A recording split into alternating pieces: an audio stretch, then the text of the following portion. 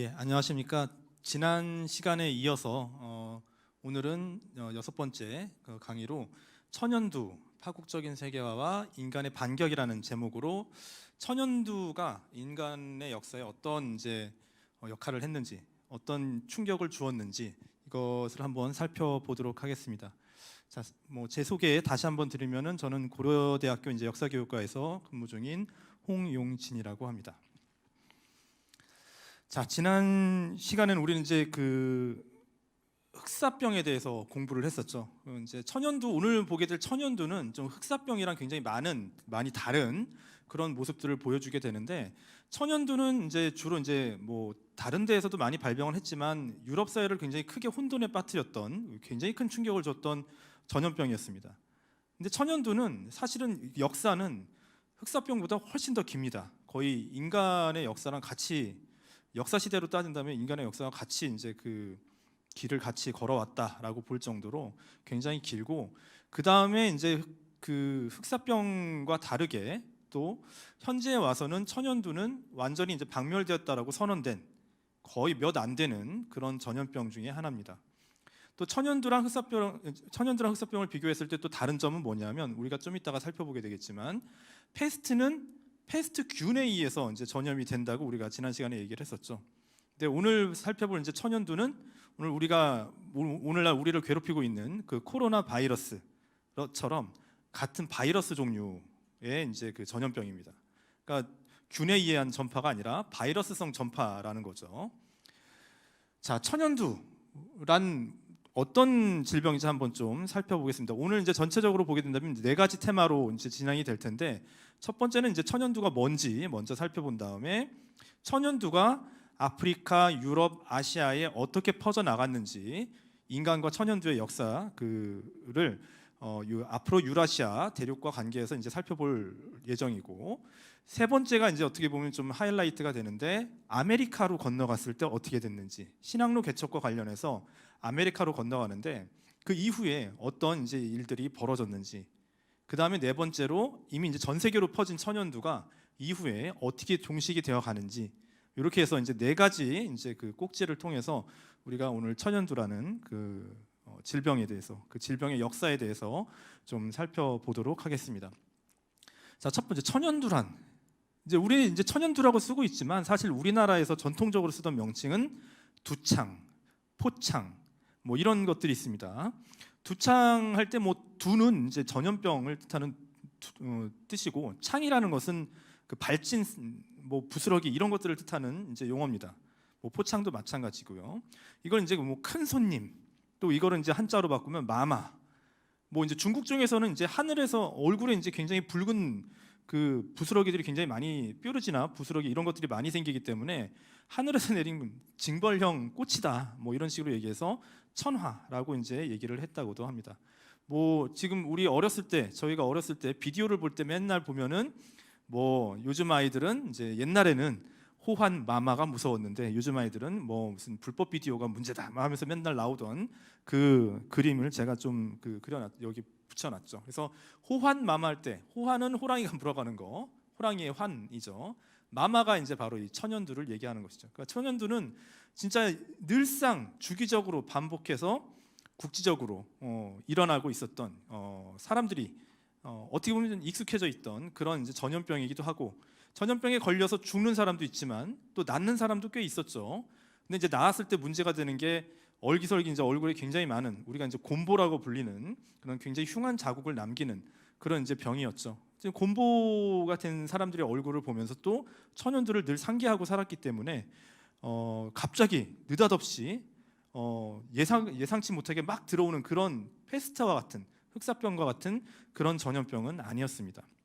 자, 서양에서는 뭐라고 부르냐? 참, 천연두라는 명칭은 일본어에서 왔다고 하네요. 그렇죠? 일제시대 때 천연두 감염병 예방을 위해서 일본 정부에서 노력을 하는데, 그때 일제시대 때 들어온 말이 천연두라는 용어였다고 합니다. 자, 서양에서는 뭐라고 부르느냐? 자, 프랑스에서는 바리올이라고 부릅니다. 그다음에 이탈리아에서는 바이올로, 에스파냐어로는 비루엘라, 영어로 스몰팍스라고 많이 부르죠. 그다음에 독일어로는 포켄이라고 부릅니다. 보게 되면 이제 이 바리올 같은 계열의 언어들, 이게 이제 로망스어라고 부르는 그 라틴어 계열의 언어들이 이렇게 부르게 되고, 이제 폭스, 이게 이제 둘을 얘기하는 거죠. 창을 얘기하는 거죠. 조그만 여러 가지 물집들, 아니 수포들, 이런 것들을 얘기할 때 스몰 팍스라고 얘기합니다. 뭐 독일에서는 그냥 팍스의 독일어인 포켓만을 쓰고 있는 거죠. 왜 스몰 팍스냐? 그럼 뭐 빅 팍스도 있냐? 그죠? 그레이트 팍스도 있냐? 이렇게 얘기할 수 있는데 있습니다. 그건 이제 매독을 그렇게 불렀다고 해요. 크게 이제 물집이 잡히는 병, 그 이제 매독이었다고 합니다. 자, 천연두랑 직접적인 상관은 없지만 어쨌든 그렇게 이제 증상만 보고 사람들이 그렇게 이제 얘기를 했던 거죠. 자, 여기 이 중에서 이제 스몰팍스는 약간 원래 이제 영어식 그 표현들을 이제 쓴 거인 반면에 바리올, 그다음에 바이올로, 그다음에 비루엘라라는 표현들은 원래 라틴어에서 이제 기원을 합니다. 지금도 이제 이 라틴어가 이 천연두를 공식적으로 지칭하는 학명으로 쓰이고 있는 말이죠. 자, 라틴어로는 바리올라라고 부릅니다. 이 말은 어디서 나왔느냐? 570년대예요. 이제 6세기죠. 우리나라로 치면은 뭐 삼국시대입니다. 삼국시대에 이제 프랑스와 이탈리아, 그다음에 이제 스위스 지역도 이제 휩쓰는 이 천연두가 발생을 했던 것 같아요. 자, 그때 이제 로잔, 지금 스위스의 로잔이라는 도시가 있죠. 거기 로잔에 있는 대주교 마리우스 다봉슈라는 사람이, 이제 라틴어는 마리우스 아벤티켄시스라고 부릅니다. 자, 이 마리우스 다봉슈라는 사람이 처음으로 이 전염병을 지칭하기 위한 라틴어를 바리올라라고 이렇게 이제 어떻게 보면 신조어를 만들어낸 거죠. 자, 그러면서 바리올라라고 이제 지칭을 했다고 합니다. 그럼 이제 뭐 원래 어원이 되는 말은 뭐냐면 바리우스라는 말이 있습니다. 영어로 베어리어스 할 때 그 말의 어원이 되는데 다양하다는 뜻도 되고 굉장히 얼굴에 뭔가 반점 같은 것들이 굉장히 다양하게 많이 난다, 그 뜻도 있고, 바루스라는 말도 있습니다. 바루스는 이제 부스럼이란 뜻이에요. 그렇죠? 그러니까 이제 뭐 이런 바리우스, 바루스 이런 말에서 이제 파생을 시켜서 신조어로 만든 말이 이 마리우스 다봉슈라고 하는 로잔 대주교가 만든 바리올라가 되고, 이 바리올라라는 말에서 이제 프랑스어로는 바리올, 그다음에 이탈리아로 바이올로, 그다음에 뭐 에스파냐어 등등등이 이제 파생이 됐다고 합니다. 간혹 이제 찾다 보면은 이거를 이제 이 마리우스 다봉슈가 아니라 뚜르의 그레고리우스라는 사람이 만들었다고 하는 그 정보도 나오는데, 사실은 그거는 잘못된 정보입니다. 이 마리우스 다봉슈가 고안해낸 용어다라고 이제 볼 수 있죠. 자, 명칭은 이렇고, 자, 어떤 병인가 좀 살펴보도록 할게요. 증상은 제가 좀 되게 적나라한 여러 가지 사진들이 있지만 오늘은 좀 우리가 뭐 천연두에 뭐 이렇게 막 자세한 사진을 보고 싶어하는 그런 강의는 아니기 때문에 그렇게 이제 좀 너무 적나라한 사진은 좀 피했습니다. 증상을 보게 되면 이제 붉은 피부 발진, 수포 등이 동반이 돼요. 바이러스가 이제 침투를 해서 심한 경우 이제 그 피부 발진이 이루어지는데 눈에도 이제 그런 발진성 그런 이제 그 증상이 나타나게 되면 심한 경우에는 실명에 이르는 경우도 많았다고 합니다. 그리고 이제 뇌 속으로 들어가게 되면 당연히 이제 뇌 손상이 이루어지기도 하고요. 뼈 속으로 들어가게 되면 이제 관절염이 이제 막 발생을 하면서 사지가 뒤틀리고 변형이 되는 그런 이제 굉장히 많은 뭐 복합적인 문제들이 이제 생겨나게 됩니다. 자, 붉은색의 이제 반점들이 막 생겨나는 그런 병이었기 때문에 뭐 레드데스라고도 불렀어요. 우리가 지난 시간에 흑사병은 흑사죠, 그죠? 검게 돼서 죽는다 해서 흑사라고 불렀다면 이 그 천연두는 적사병이라고도 이제 불렀다고 합니다. 자, 통계적으로 봤을 때는 전 인류 역사에서 가장 많은 기간을 인류와 함께 해왔기 때문에 가장 많은 사망자를 배출했다고 해요. 너무 많아서 지금 통계를 잡기는 힘듭니다. 어떤 사례들을 보면서 여기선 이렇게 많은 사람들이 천연두로 죽었대, 뭐 이런 식의 이제 얘기를 할 수 있는 거죠. 실제로 보면 뭐 유럽이든 뭐 중국이든 일본이든 우리나라든 뭐 다 가리지 않고 너무나 많은 이제 지도자들, 왕이라든가 뭐 귀족이라든가 이런 사람들이 천연두로 죽은 사례들이 굉장히 많이 있습니다. 자, 특히나 이제 잠복기가 지금 코로나 바이러스도 그렇죠. 2주 정도 자가격리를 하잖아요. 마찬가지입니다. 10에서 한 14일 걸립니다. 그리고 나서 이제 전염이 되는 거예요. 지금은 우리가 검사를 해서 뭐 걸렸다 안 걸렸다 이제 알 수 있으니까 이게 이제 통제가 되는데, 겉으로 멀쩡한 채로 있는 게 한 2주 동안 이루어지는데 그 사이에 다른 사람한테 전파가 되는 거죠. 그것도 똑같이 지금 코로나 바이러스와 마찬가지로 비말 감염이죠. 공기 중에 둥둥 떠다니면서 근데 이게 왜 우리는 지금 왜 걸리는지 알고 있기 때문에 마스크를 쓰고 서로 조심하지만 이때는 전혀 모릅니다. 자기가 걸렸는지도 모르기 때문에. 자, 그런 식으로 해서 이제 마을 사이로 이제 갑작스럽게 이제 퍼지고 또 이제 수그러들고 이런 사태가 굉장히 많이 발생을 했던 것이죠. 즉 뭐냐면 무증상 감염력이 굉장히 높은 것이죠. 그렇죠? 지금 이런 것들은 바이러스가 갖고 있는 성격들은 이 코로나 바이러스나 마찬가지로 지금 천연두도 거의 비슷한 그런 이제 성격을 보여주고 있는 거죠. 자, 감염자 중 20%에서 60%가 죽는다고 해요. 이거는 이제 코로나 바이러스보다 굉장히 센 거죠. 그렇죠? 그리고 이제 코로나 바이러스는 아동들은 좀 뭐 지금 나오고 있는 얘기들에 의하면 아동들은 뭐 큰 문제가 안 생긴다고 얘기를 하지만 오히려 이제 천연두는 아동들에게 더 큰 피해를 줬습니다. 아이들은 걸리면 한 80%는 거의 사망했다고 합니다. 나머지 20%는 곰보가 돼서 살아남는 거죠. 그렇죠? 그리고 어른들이 걸려도 굉장히 치명적인 그 영향을 주게 됩니다. 뭐 프랑스 왕이었던 루이 15세도 천연두로 죽었고요. 그다음에 청나라 그 만주족 같은 경우에는 그 만주에서 천연두 영향을 안 받고 살다가 나중에 이제 중국을 장악한 다음에 천연두로 인해서 굉장히 많은 황제들이 또 죽었다고 얘기가 되고 있습니다. 자, 그냥 뭐 사례로 또 얘기를 한다면 18세기 유럽 1700년대죠. 그때 정도 되면 이제 뭐 각 나라마다 사람이 얼마씩 죽는지 통계가 나오기 시작하니까 18세기 유럽에서는 매년 4만 명씩 사망했다. 통계적으로 봤을 때 거의. 그러니까 100년의 기간 동안 보게 된다면 400만 명이 죽은 거죠. 그렇죠? 20세기에 걸쳐서도 전 세계로 퍼져나가면서 이제 전 세계 인구가 잡히기 시작하니까 한 3억 명 정도가 20세기에도 천연두로 사망을 했다고 합니다. 물론 백신이 나왔는데 지금처럼 막 대량 생산이 되는 시기도 아니었고, 그렇죠? 뭐 백신이라는 걸 모르는 지역도 있고, 그다음에 백신을 거부하는 사람들도 있었습니다. 이때부터 이미 우리가 좀 이따 다 살펴볼 문제들이죠. 자, 감염은 이제 뭐 천연두 바이러스죠, 그죠? 바리올라 바이러스에 의해서 감염이 됩니다. 사실은 이거 제대로 라틴어식으로 읽으려면 바리올라 비루스가 되는 거죠. 그죠? 원래 이제 바이러스는 지금 우리가 다 모든 이런 용어들을 의학 용어를 다 영어로 획일화시켜서 영어의 독재죠. 영어의 독재에 의해서 우리가 굴복당해서 살고 있으니까 바이러스라고 부르고 있는데 원래 명칭은 비루스입니다. 그죠? 라틴어기 때문에. 자, 비루스 라틴어로 원래 독을 의미합니다. 독. 그죠? 포이즌입니다. 근데 이 비루스라는 명칭을 이런 이제 그 요런 물질이라고 해야 될까요? 요런 그 존재에 이름을 붙인 사람은 네덜란드 생물학자 메이어링크라고 하는 사람이에요. 굉장히 오랫동안 19세기 내내 이 천연두를 필두로 해서 여러 가지 다른 이제 그 균이라든가 박테리아라든가 이런 걸 연구하는 사람들이 이 어떤 존재인가에 대해서 굉장히 많이 연구를 해왔습니다. 그 누적적으로 이루어졌고 선구자들이 그래서 뭐 파스테르라는 사람 잘 알죠 우리. 그 다음에 샹베르랑이라고 하는 프랑스 사람. 그다음에 러시아의 이바노프스키 이런 사람들이 이제 누적적으로 하나하나씩 밝혀낸 것들을 토대로 해서 최종적으로 이 네덜란드의 베이어링크라는 사람이 이 비루스를 명명하고 이 존재의 특성을 밝혀낸 것이죠.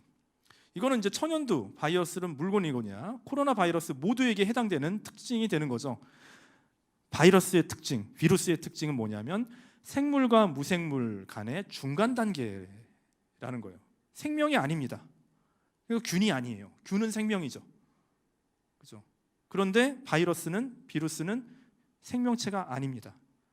그런데 희한하게 그래서 공중에 떠다닐 때는 생명체가 아닌 상태로 떠다니고 있어요. 핵도 없고 세포로서 이제 어떤 그 모습을 갖춰야 우리가 이제 생명체라고 할 수 있는데 세포 핵도 없고 그 둘은 뭐 세포 원형질도 없다고 해요. 그러니까 개체성이 거의 없는 그런 이제 그 존재인 거죠.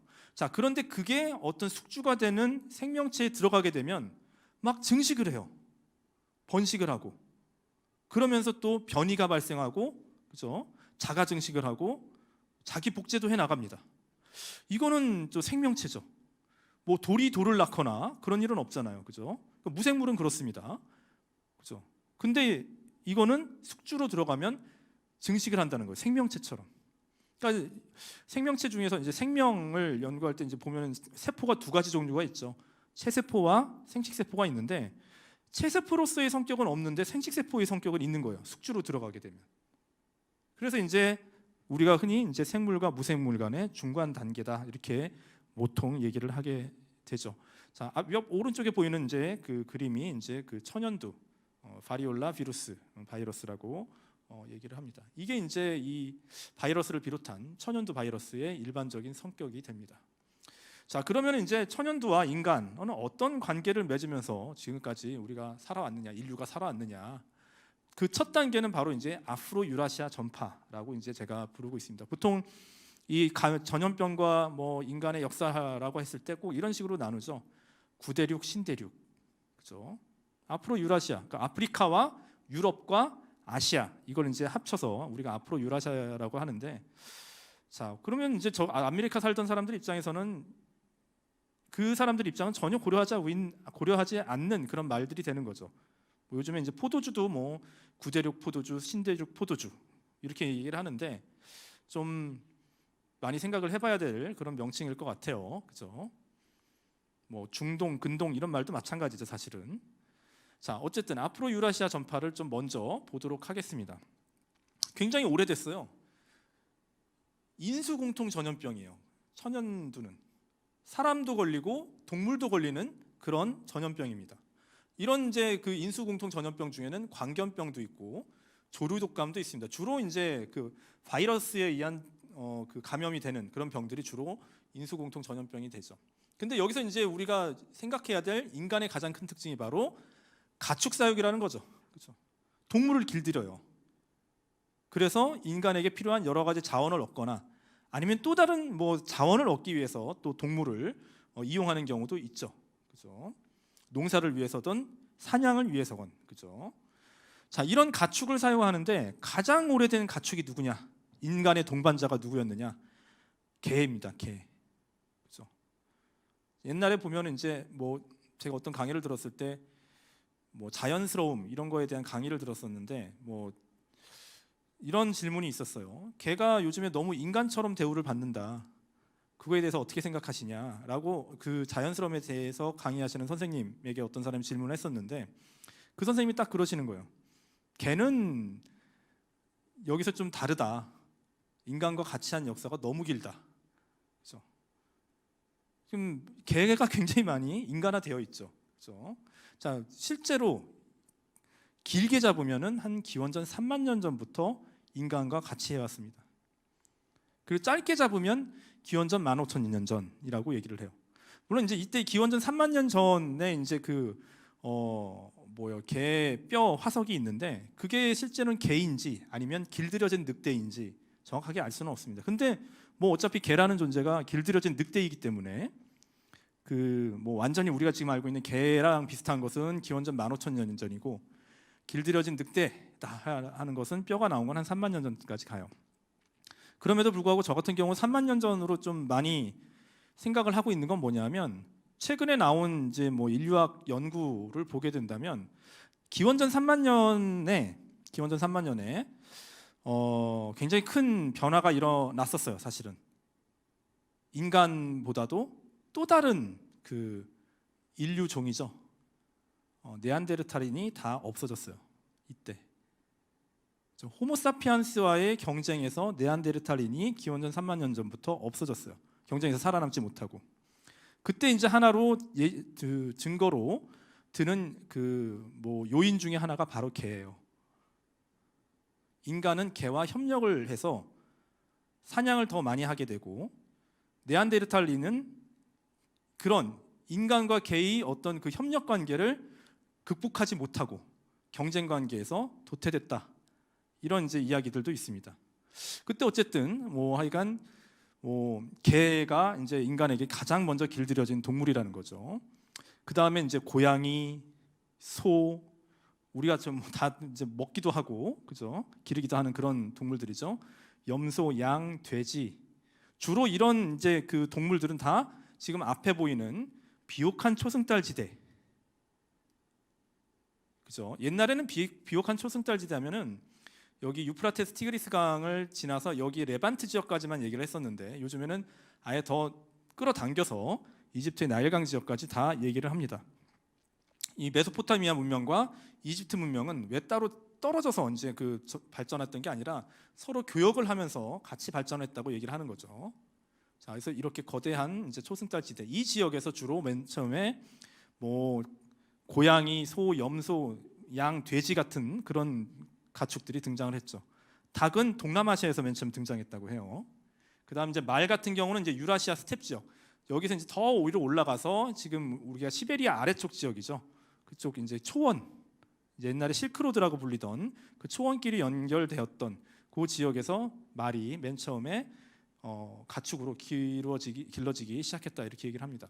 자, 어쨌든 이 가축 사육을 통해서 그 야생 동물에 있었던 어떤 그 바이러스가 가축을 통해 전염되고 가축과 또 함께 삶을 하고 있는 인간에게 전염이 됐다 이렇게 얘기를 합니다. 그렇죠? 자, 천연두는 저도 정확하게 모르겠어요. 그냥 이것에 대해서 이 병원균에 대해서 굉장히 치밀하게 연구하시는 분들의 이제 결과만을 제가 받아들일 뿐인데 기원전 한 만년경부터 등장했을 것이다 이렇게 얘기를 하고 있습니다. 어디에서? 이 북아프리카 또는 이집트 지역에서 맨 처음 등장했을 것이다라고 이제 얘기를 해요. 이 이집트 지금은 여기가 굉장히 많이 사막화가 돼 있지만 예전에는 굉장히 푸르른 지역들이었죠, 사실은. 자, 문제는 뭐냐면 이제 우리가 세 번째 천연두와 인간 이외에 그 다음에 이제 그 아메리카 전파를 살펴보게 될 텐데 아메리카에 있는 사람들은 만년 이전에 거의 기원전 2만 년 전에 저쪽 시베리아 북쪽을 지나서 베링 해협을 지나서 알래스카에서 남하해에 나간 사람들이에요. 그러니까 이제 그 사람들의 이주 이전에 그 사람들의 이주 이후에 한 만 년이 지나고 나서야 천연두가 등장했다는 거죠. 그러니까 이제 아메리카 사람들은 천연두를 전혀 모르는 환경에서 이제 그 아메리카의 터전을 잡고 살아나가기 시작했다는 게 이제 나중에 비극이 되는 것이죠. 자, 증상과 관련해서 보게 된다면 이렇습니다. 이게 이제 너무나 이게 특이하게도 이제 17세기에 토스카나 공작, 지금 피렌체 지역이죠. 토스카나 공작이었던 페르디난도 2세가 이제 1626년에 그러니까 16살 때 이미 토스카나 공작이 된 상황이에요. 그리고 나서 한 2년이 지났을 때인데 이때 이제 천연두에 걸렸어요. 그래서 자기 얼굴을 궁정화가한테 그리라고 했나 봐요. 7일차에 이랬어요. 7일차에는 그래도 볼만한데 완전 9일차 이틀 지나고 나니까 이렇게 완전히 이제 이 농포가 완전히 익어갖고 얼굴을 다 뒤덮고 눈을 못 뜰 정도가 된 거예요. 그래서 이것만 봐도 징그럽다고 하실 분들이 있는데, 그죠? 사진을 보여주면 더 하겠죠, 그죠? 자, 천연두의 증상은 이렇습니다. 이렇게 빨갛게 이런 것들이 일어나게 되고, 이게 이제 익으면은 이렇게 농포들이 이제 수포라고 할까요? 이런 것들이 생겨나게 되면서 이게 툭툭 꺼지면서 다 곰보 자국으로 남게 되는 거죠. 자, 그래서 아프리카, 유럽, 아시아에 걸쳐서 이제 천연두가 막 퍼져나가기 시작하는데 그 발병의 역사 어떻게 이루어졌는지 한번 좀 보도록 할게요. 아마 이제 10,000년 전부터 이제 생겨났을 거라고 이제 과학자들이 얘기는 하고 있지만 실제로 역사적인 증거로 그 천연두가 처음으로 보여지는 증거 사례는 뭐냐면 미라예요. 바로 오른쪽에 보이는 미라입니다. 이것도 여러분들 중에는 흉측하다. 여기 시체죠, 실제. 그 흉측하다라고 생각할 수 있는데 여러분들께서 직접 찾아보게 되면 멀리 있어서 잘 안 보일 수도 있지만 이 람세스 5세라는 파라오의 이 얼굴을 보게 되면 여러 가지 하여간 구멍이 뽕뽕뽕뽕 뚫려 있는 게 보입니다. 실제로. 자, 이게 이제 아마도 이 이제 미라를 연구한 사람들이 아마도 이 람세스 5세가 천연두에 걸렸었던 것이 아닌가라고 짐작하게 하는 그런 증거들이 되는 거죠. 사실은 실제로는 아닐 수도 있는 겁니다, 사실은. 근데 어쨌든 많은 학자들이 람세스 5세의 미라, 기원전 1145년에 이제 미라가 돼요. 그 미라를 보고 아마 이게 천연두의 첫 번째 어떤 지금까지 나온 것들 중에 가장 오래된 증거물이다라고 이제 얘기를 하고 있습니다. 자, 그리고 나서 한 증거라고 할 만한 게 별로 등장하진 않습니다. 근데 기원전 한 100년경에 이제 인도 의학서에 뭐 마수리카라고 하는 어떤 명칭이 등장을 하는데 이게 이제 아마도 천연두를 일컫는 말이 아니냐 또 이렇게 얘기를 하기도 하고 제가 좀 뭐 이 순서를 좀 재배치를 했어야 되는데 사실은 이제 또 기원전 430년경에 아테네에서도 이제 역병이 발생을 합니다. 이것도 정확하진 않아요. 사실은 이게 천연두인지 아닌지는 정확하진 않습니다. 그럼에도 불구하고 그냥 많은 학자들이 이것도 천연두일 것이다라고 이제 짐작을 하고 있는데 언제 등장을 했냐면 펠로폰네소스 전쟁 때 이제 등장을 했어요. 펠로폰네소스 전쟁은 어떤 전쟁이었느냐? 뭐 그리스 세계가 막 기원전 800년부터 폴리스라는 도시 국가들을 만들어 나가면서 굉장히 크게 성장을 하다가 기원전 500년경부터 페르시아랑 이제 전쟁을 벌이기 시작하죠. 자, 그래서 페르시아의 공격을 막아냅니다. 그리고 나서 이제 아테네, 스파르타 이런 폴리스들이 와, 우리가 거대한 페르시아를 막아냈어 하면서 이제 자부심에 들떠서 막 성장을 해 나가고 있었는데 그때 이제 아테네와 스파르타를 두 축으로 해서 그리스 세계가 분열이 되고 둘이 일종의 내전이라고 해야 될까요? 하여간 그런 전쟁을 벌이게 됩니다. 굉장히 가혹한 전쟁을 벌이게 돼요. 이때가 이제 그 전쟁을 바로 이제 펠로폰네소스 전쟁이라고 하는 거죠. 이때 이제 전쟁이 시작하자마자 이상하게 갑자기 그리스 위에 발칸반도 북쪽에서 전염병이 전파가 되다가 결국에는 아테네까지 휩쓸어 버리고 이때 이제 그리스 민주주의의 어떤 그 최정점을 찍었던 페리클레스라고 하는 사람도 이 천연두인지 모르겠지만 이 아테네의 역병으로 인해서 죽습니다. 너무나 야속하게도 아테네 입장에서는 너무나 야속하게도 그 전염병은 스파르타로는 안 갑니다. 스파르타가 너무 폐쇄적인 폴리스였기 때문에 그런지 모르겠지만 스파르타까지는 안 가고 아테네만 굉장히 큰 치명타를 날리고 사라지게 되는 거죠. 자, 아마도 그 전염병도 헤로도토스의 역사에 나오는 투키디데스죠. 헤로도토스가 아니라 투키디데스의 이제 펠로폰네소스 전쟁사에 나오는 그 전염병도 아마도 이 아테네 역병이 아니었을까 이렇게 추정을 합니다. 자, 그다음에 로마 제국이 또 다시 한번 등장을 해요. 로마 제국 때 이게 이제 팍스 로마나라고 하는 시기죠. 로마가 이제 공화정에서 제정으로 변하고 이제 제국 체제로 이제 진행이 돼 가는데 이때 당시 이제 요 시기가 이제 그 팍스 로마나가 이제 절정에 올랐을 때인데 자, 안토니누스 역병이라고 하는 그런 병이 발생을 합니다. 전염병. 이거는 이제 그 동쪽에 있었던 그 아르사케스 페르시아, 즉 우리가 파르티아라고 불리는 지금의 이제 페르시아의 뭐 또 다른 이제 왕조죠. 그 왕조와 이제 전쟁을 하다가 그 메소포타미아 지역에서 올라온 것 같아요. 로마 군인들이. 자, 그러면서 이제 또 로마 군대 사이에서 이 전염병이 어마어마하게 퍼지면서 수많은 사상자를 냈다라고 얘기를 합니다. 이것도 이제 사람들이 볼 때 아마도 천연두일 것이다라고 얘기를 하고 있는 거죠. 그죠? 사실 이때 이 안토니누스 역병이 돌 때 로마를 대표하는 아주 중요한 그 의사가 활약을 하고 있었습니다. 근데 처음 보는 거니까 대응을 제대로 할 수는 없었는데 그 의사가 바로 갈레노스라고 하는 의사였던 거죠. 굉장히 중요한, 나중에 르네상스 시기에 굉장히 중요한 역할을 하는 사람이죠. 그렇죠? 자, 그리고 이제 여러분들이 뭐 찾아보면은 이걸 다 안토니우스 역병이라고 얘기하는 사람들이 있어요. 그렇죠? 잠깐 쓰면은 이겁니다. 별 차이는 아닌데 안토니우스 역병이라고 얘기하는 경우가 많아요. 근데 아니라 누스입니다. 누예요. 우가 아니라. 그렇죠? 왜냐하면 이 안토니누스 역병이 발생했을 때 황제 이름을 따온 건데 안토니누스 피우스라는 사람이 있었고 그 다음 황제가 바로 마르쿠스 아우렐리우스 안토니누스예요. 그렇죠? 안토니우스 아닙니다. 안토니누스예요. 그렇죠? 다른 분들도 뭐 다 다른 데서 강의할 때 보면 안토니우스 역병이라고 하는데 안토니누스입니다, 사실.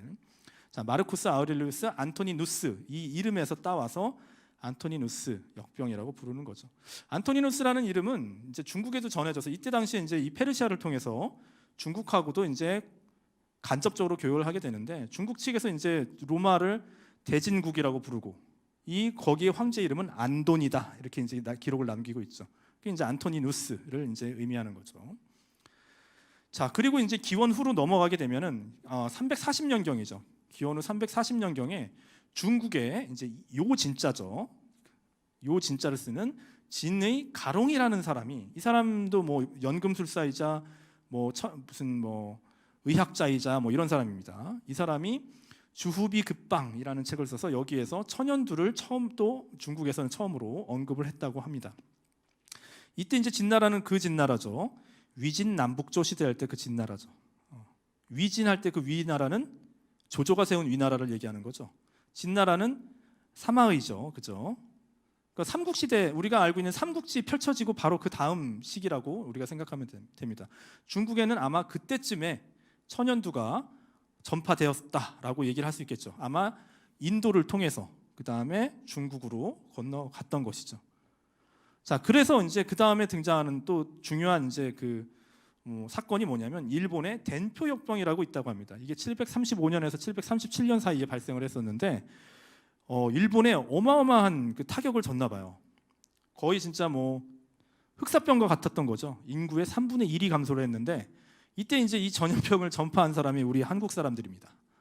그래서 한국의 어부가 이제 일본에 가서 전파했다고 합니다. 그러니까 뭐예요? 요 이제 중국 진나라의 340년과 요 700년 사이에 우리나라에 왔어요, 천연두가. 그래서 보통 이제 6세기 정도라고 얘기를 하는데 아마 불교가 전파되면서 같이 전파된 거 아니냐 이렇게 얘기를 하기도 합니다. 실제로 이제 우리나라에서도 추정되는 것이 그 신라 시대에 이 천연두와 관련된 여러 가지 이제 천연두라고는 얘기를 안 하고 있지만, 그죠? 천연두와 관련된 여러 가지 이제 기록들이 이제 그 다음에 전통들이 이제 남아 있게 되는 거죠. 자, 그리고 서양에서는 이제 로마 제국이 이제 몰락하고 나서, 서로마 제국이 몰락하고 나서 또 한참 동안 이제 천연두라고 불리는 만한 것이 크게 이제 주목을 받고 있지 못하다가 8세기에서 11세기에 이제 이슬람이 어마어마하게 이제 커지게 되는 거죠.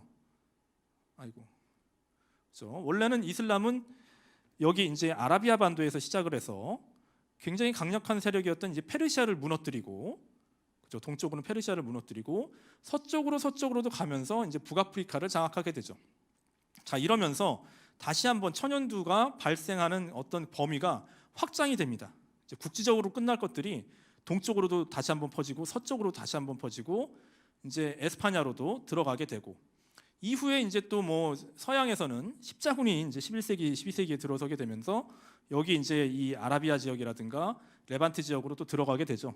여기에서 또 이제 천연두를 갖고 이미 이제 로마 시대 때 한번 끝나서 다시는 유럽에서는 보기 힘들었던 천연두가 11, 12세기에 다시 유럽으로 이제 재진입했던 것이 아니냐 이렇게 이제 또 얘기를 하고 있습니다.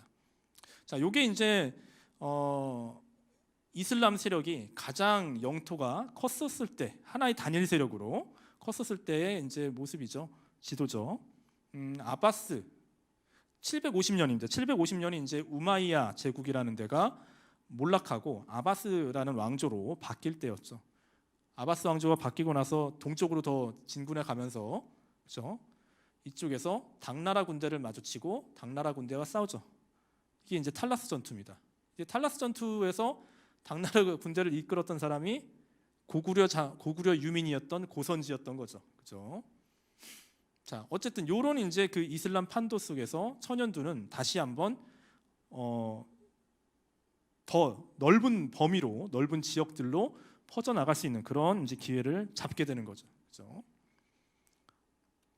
자, 그래서 보게 되면 이제 8세기에서 11세기에 이슬람 세력 교역로가 확장되면서 유럽 서아시아 천연두 감염 경로가 더 확장이 됩니다. 같이. 그리고 이제 나중에 12세기경 십자군을 통해서 유럽에 재유입이 되었다라고 이제 얘기가 됩니다. 그래서 아프리카, 유럽, 아시아 지역들은 이제 한 12세기 이후부터는 거의 다 면역 체계가 생기는 거예요. 물론 그 사이에 기원전 1000년부터, 사실은 그 만년 전부터라고 얘기할 수 있겠죠. 기원전 1000년부터 이 기원 후 1000년까지, 그렇죠? 한 2000년의 기간 동안 면역을 만든 거예요.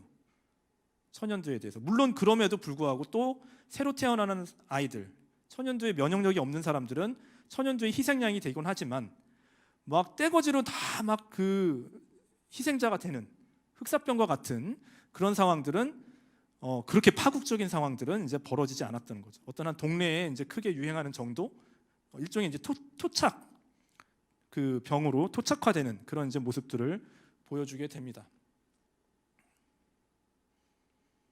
자, 그래서 이제 정리를 하면 앞으로 유라시아 천연두 전파 경로가 사실은 뭐 이제 이 연도 같은 경우는 좀 다시 이제 생각을 해봐야 될 건 있는데, 이집트에서 시작을 해서 그죠? 뭐 이제 로마 시대 때 이렇게 퍼져 나가기도 하고, 인도로 갔다가 중국으로 갔다가 한반도를 거쳐서 일본으로 가고, 또 다른 한쪽으로는 이제 다시 이집트에서 이슬람 세력 때 이제 다시 이렇게 와서 에스파냐로 가기도 하고, 유럽은 여기 들어왔다가 이때 한때 발병하고 사라졌다가 다시 이제 십자군을 통해서 여기서 다시 끌어오게 되는 그런 이제 루트를 보여준다고 할 수 있는 거죠. 그렇죠? 그래서 이제 앞으로 유라시아 천연두 전파 경로가 이렇게 이제 설명이 될 수 있습니다. 그렇죠? 이렇게 아프리카에서 인도로 동아시아로, 아프리카에서 서아시아, 중앙아시아, 유럽으로, 또 이렇게 이제 양쪽으로 이제 전파가 되는 것이죠. 자, 근데 문제는 이런 이제 천연두 전파의 역사와 관련해서 우리는 이제 천연두를 너무 중심으로 보게 되니까 다 천연두일 것이야, 천연두일 것이야 이렇게 이제 얘기를 하는데, 사실은 뭐 더 정확하게 얘기하면 천연두가 아닐 수도 있다는 가능성을 항상 열어놔야 됩니다. 천연두와 비슷한 질병일 수도 있는 거예요. 그렇죠? 자, 그런 게 뭐가 있느냐? 홍역 수두가 있어요. 둘 다 마찬가지로 또 바이러스성인 거죠. 그러니까 붉은 발진, 부스럼 아니면 수포 생기면 다 천연두냐? 그건 아니라는 거죠. 홍역일 수도 있고 수두일 수도 있습니다. 사실은. 그러니까 사실은 사람들이 다 붉은 얼굴에 붉은 그 부스럼이나 아니면은 그 종기가 막 생겨나는 걸 보고 다 같다고 봐서 이걸 이제 나중에 사람들이 이걸 다 천연두라고 기록을 했을 수도 있지만 사실은 다른 병일 수도 있는 거죠. 그래서 이제 정확하게 이거는 천연두고 이거는 천연두가 아니야라고 이제 좀 비슷한 병이야라고 이제 구분을 하기 시작한 때가 사실은 9세기부터예요. 9세기에 아까 얘기했던 아바스 왕조, 당시에 이제 이슬람 제국 내에서 페르시아 의사였던 알-라지라고 하는 사람이, 그죠? 이 사람이 처음으로 천연두와 홍역이라는 책을 씁니다. 그래서 이런 거는 천연두고 저런 거는 홍역이야라고 이제 구분을 하기 시작해요. 물론 그 구분이 지금 우리가 볼 때는 좀 당시의 어떤 사원소설, 사체질설 이런 걸로 이제 설명을 하고 있어서 선뜻 납득하기는 힘들지만 어쨌든 구분하려고 시도를 하고 있었다는 거죠. 예전에는 어떤 차이가 있는지도 잘 모르고 이렇게 그냥 다 같이 묶어서 보고 있었지만, 본격적으로는 하여간 그 9세기 이르러서야, 우리나라로 치면 이제 통일신라 말기죠. 그때 가서야 이제 천연두와 홍역이 서로 다르다라고 이제 구분을 하기 시작하는 거죠. 자, 이렇게 해서 이제 천연두는 15세기까지, 그죠? 이제 15세기부터는 이제 대서양 건너서 저쪽 이제 아메리카로 가게 되니까 15세기까지 앞으로 유라시아 전체에 걸쳐서 주기적으로 발생하는 풍토병으로 자리를 잡게 됩니다. 옆에 보이는 게 이제 그 알-라지가 쓴 의학서예요. 물론 이제 천연두와 홍역이라는 책은 아닙니다. 그냥 이 알-라지라고 하는 사람이 쓴 이제 의학서를 하나 좀 보여드렸습니다. 자, 근데 이게 이제 아메리카로 가면서 파국으로 치달았다는 거죠. 파국. 자, 신학로 개척을 통해서 이제 그 천연두가 퍼져나갔죠. 그래서 이제 맨 처음에 이제 신학로 개척이 어떤 식으로 이루어졌는지 좀 제가 기존에 여러분들이 갖고 있었던 그냥 뭐 일반적으로 통속화된 상태로 알려진 거 외에 좀 더 중요한 부분들을 좀 짚어가면서 얘기를 하겠습니다. 자, 1453년에 이게 이제 보통 이제 역사에서는 중세에서 근대를 나누는 어떤 랜드마크가 되는 이제 해가 돼요. 1453년. 왜냐하면 두 가지 일이 발생을 하는데, 하나는 영국과 프랑스 사이에 벌어진 100년 전쟁이 끝납니다. 두 번째는 동로마 제국이 드디어 멸망해요. 우리 보통 이제 비잔티움 제국이라고 얘기를 하는 동로마 제국이 마지막 진짜 로마죠. 그 로마가 멸망을 합니다. 누구에 의해서? 오스만 제국에 의해서. 오스만 제국 사람들은, 이 왕조를 이루는 사람들은 누구냐? 튀르크족이죠. 튀르크족은 어디서 왔어요? 동아시아 중앙에서 왔죠. 우리나라에서 돌궐이라고 부르는 사람들입니다. 그렇죠? 당나라한테 밀려서 서쪽으로 이동해 오다가 결국에는 이슬람 세력들 중에 하나로 자리매김을 하고 그러면서 이제 살아남아서 오스만 제국이라는 커다란 어떤 그 대제국을 만들었죠. 그 나머지 이제 대제국이었는데 나머지 다 나중에 이제 19세기에 서양 열강들에 의해서 다 이제 뺏긴 다음에 지금 남아 있는 나라에서 공화국을 만든 게 지금 터키입니다. 그렇죠? 튀르키예라고 부르죠, 원래는. 자, 어쨌든 오스만 제국의 서아시아 장악, 그다음에 뭐 서아시아뿐입니까? 사실은 발칸반도부터 해서 아프리카까지. 오스만 제국은 유럽, 아시아, 아프리카 세 개에 걸쳐 있었던, 진정한 의미 어떻게 보면은 그런 점에서 봤을 때는 로마 제국의 후예죠. 세대륙에 이제 아우르고 있다는 점에서는. 자, 지중해 교역에서 이런 상황에서 어떤 일이 벌어졌냐? 또 지중해 교역에서 서유럽 사람들을 중심으로 봤을 때 예전에는 중세 때는 제노바와 베네치아 상인들이 서로 경쟁을 하면서 지중해 교역을 이제 반분해서 서로 이제 경쟁을 하고 있는 그런 상태였습니다. 근데 이제 지중해랑 베네치아랑 그래서 실제로 전쟁도 합니다. 제노바와 베네치아 간의 이 전쟁도 100년이 넘게 걸렸기 때문에 이것도 100년 전쟁이라고 부르는 그런 전쟁인데 결국 최종적으로 제노바가 패배하죠. 자, 그러면서 지중해 외의 모든 교역 독점권을 베네치아가 갖습니다. 그리고 이 베네치아는 오스만과 물론 정치적으로는 뭐 레판토 해전도 하면서 막 이렇게 싸우기도 하지만 이제 베네치아랑 이제 에스파냐랑 같이 연합군 맺어서 싸웠던 거죠. 정치적으로는 그렇게 해서 이제 싸우기도 하지만 경제적으로는 여전히 베네치아는 오스만과 또 교역대로 합니다. 근데 그 오스만과 관련된 모든 교역 독점권, 서유럽과 관련된 독점권은 베네치아가 갖게 되는 거예요. 뭐 오스만 제국이 들어서면서 이슬람이라 뭐 서양과의 교역을 방해했다? 그거 아닙니다. 방해하지 않았어요. 베네치아를 통해서 분명히 했어요. 근데 베네치아가 모든 걸 틀어지고 있었던 거죠. 자, 그러니까 저쪽 서쪽에 있었던 이베리아 반도에 있는 나라들이 교역에서 소외됩니다. 그리고 베네치아한테 밀려났던 또 다른 상인 세력이었던 제노바도 밀려납니다. 자, 밀려난 사람들끼리 이제 잘해보자 하면서 의기투합하는 거죠. 이베리아 반도에 있는 나라들과 제노바의 이제 상인 금융 세력들이 손을 잡습니다. 그러면서 자, 저쪽 동부 지중해는 오스만과 베네치아가 장악하고 있는데 거기는 우리가 뚫을 수는 없고, 자, 우리는 이제 서쪽으로 나가보자. 지브롤터 해협을 빠져나와서 대서양을 한번 개척해 볼까? 이쪽으로 이제 나가게 되는 거죠. 흔히들 이제 그 뭐 책 제목으로 왜 서양은 대서양으로 진출했을까? 이런 식의 이제 제목이 많은데 왜 서양은이라고 묻지 말아야 되고, 그럼 맨 처음에 나간 건 항상 다 이베리아 반도였잖아요. 그러니까 이베리아 반도에 있는 나라들은 왜 신항로 개척을 했을까? 이렇게 더 구체적으로 질문을 해야 되는 거죠. 그렇죠? 자, 어쨌든 교역에서 소외된 제노바와 이베리아 반도의 세력의 결합, 포르투갈, 특히 이제 에스파냐가 되는 거죠. 새로운 사업 투자를 위한 어떤 그 길을 모색을 하기 시작하는 거죠. 이때 이제 또 에스파냐가 또 이제 그 새롭게 등장을 하고 있었다는 거죠. 우리. 자, 1469년에 아라곤이라는 나라가 있었어요. 거기에 이제 왕세자였던 페란 2세와 우리가 보통 이제 페르난다라고 얘기를 합니다. 에스파냐어로 페르난도죠. 자, 그러나 이제 좀 원래 아라곤이라는 나라가 독립된 원래 다른 나라였었고, 지금도 이제 여기 아라곤이라는 나라 지역에서 쓰고 있는 말이 카탈루냐어죠. 그렇죠? 카탈루냐어로는 페란 2세라고 합니다.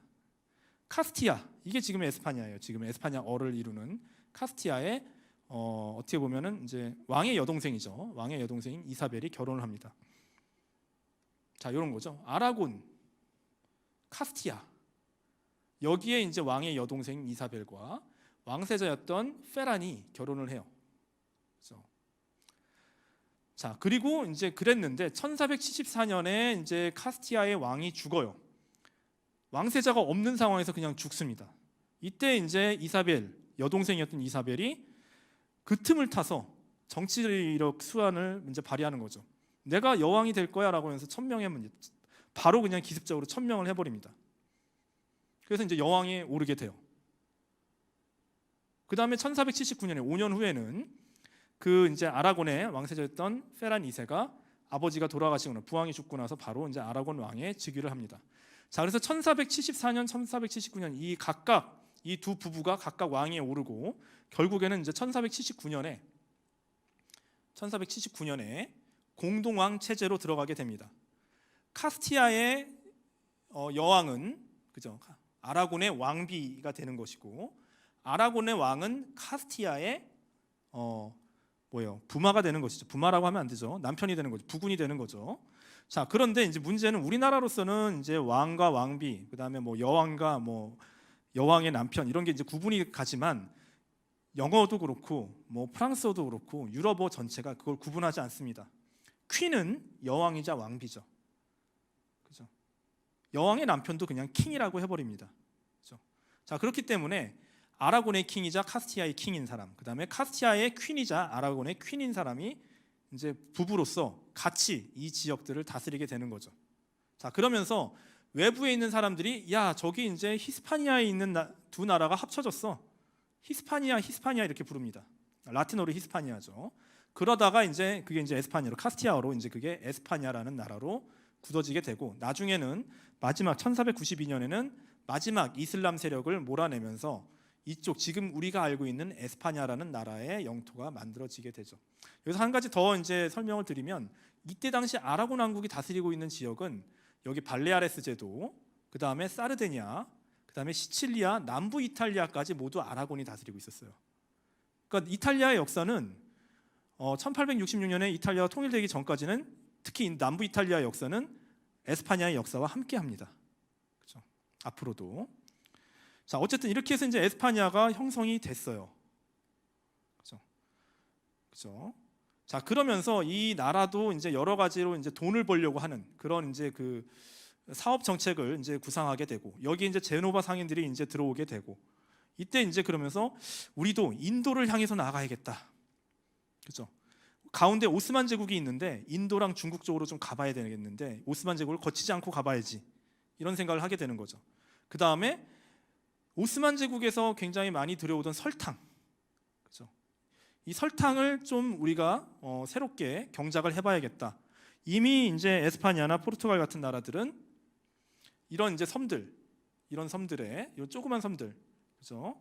이런 섬들에 사탕수수 농장을 짓고 있었습니다. 그래서 이제 설탕을 이제 자기네들의 어떤 생산품으로 팔아 먹으려고 하는 그런 이제 그 계획을 갖고 있었던 거죠. 자, 이런 상황에서 이제 신학로 개척이라는 게 본격적으로 이제 등장을 합니다. 포르투갈은 포르투갈대로 자기네 이제 독자적인 왕국을 따로 이제 꾸려 나가고 있었죠. 이 이제 가장 어떻게 보면은 유럽 전체에서 가난했던 포르투갈이 본격적으로 먼저 배를 타고 대서양으로 나가기 시작하는 것이죠. 자, 신학로 개척을 이제 먼저 알아보기 전에 이 파국의 전조라는 것을 한번 좀 봐야 될 것 같아요. 자, 아까 이 지도에서도 여기 이런 섬이 있었죠. 7개로 이루어진 섬이 있어요. 이게 이제 까나리아 제도라고 하는 섬이죠. 15세기 말에 있었던 일이에요. 1484년에서 1496년까지 에스파냐 군대가 꾸준히 여기를 침략합니다. 자, 그런데 뭐 여기 이제 마데이라 군도라든가 뭐 이런 데들은 뭐 여기는 원래부터 옛날부터 친숙했던 지역이니까 뭐 상관없고 여기는 무인도입니다 거의. 그랬는데 이 까나리아 제도에는 사람들이 살고 있었어요. 지금 이렇게 뭐 기념상으로만 남아 있는 사람들이에요. 거의 멸절됐죠. 관체족이라고 하는 사람들이 살고 있었어요. 관체. 이름 뜻이 저도 이제 찾아봐야 되겠지만 관체라고 부릅니다. 이 사람들은 백인이에요. 그런데 외양에 봤을 때 백인이라고 합니다. 기록을 보면. 근데 문명 수준은 석기 시대라고 합니다. 돌칼, 돌도끼, 그 다음에 뭐 나무로 만든 활 이런 거 사용하던 사람들이에요. 이 사람들이 거의 한 20년 동안 그 총포로 무장한 에스파냐랑 싸운 거예요. 거의 멸종됩니다. 그래서 이 사람들이 이제 미라도 남아 있긴 한데 지금 이 사람들이 과연 기원이 뭐냐 아직도 이제 논란이 많은데 가장 많이 이제 지지를 받는 논란 뭐 기원설 중에 하나는 여기 북부 아프리카에 있었던 베르베르인들의 일부가 바다 건너 왔다가 더 이렇게 이제 발전하지 못하고 퇴화해서 석기 시대로 돌아간 거 아니냐 이런 설도 있고 또 다른 설은 그겁니다. 아까 제가 얘기했던 기원전 3만 년 전에 살았던 네안데르탈인이 아니냐 이 사람들이. 그죠? 키도 큽니다 되게. 네안데르탈인이 키가 굉장히 크죠. 그죠? 에스파냐인들보다 훨씬 컸어요. 그죠? 그 7개의 섬들에 흩어져서 살고 있었는데 서로 소통도 잘 못하고 그죠? 배 만드는 기술도 이제 후퇴해서 그랬다고 합니다. 뭐 지금 알 수가 없어요 사실은. 자, 15세기 말 아까 얘기했던 것처럼 꾸준히 에스파냐군이 지속적으로 막 침략을 감행해서 정복을 합니다. 자, 그런데 에스파냐가 총칼로 그다음에 대포로 무장해서 가서 이 관체족을 어떻게 보면은 굴복시켰느냐? 아니에요. 패퇴해서 한번 돌아갑니다. 그래서 다시 무장을 하고 와요.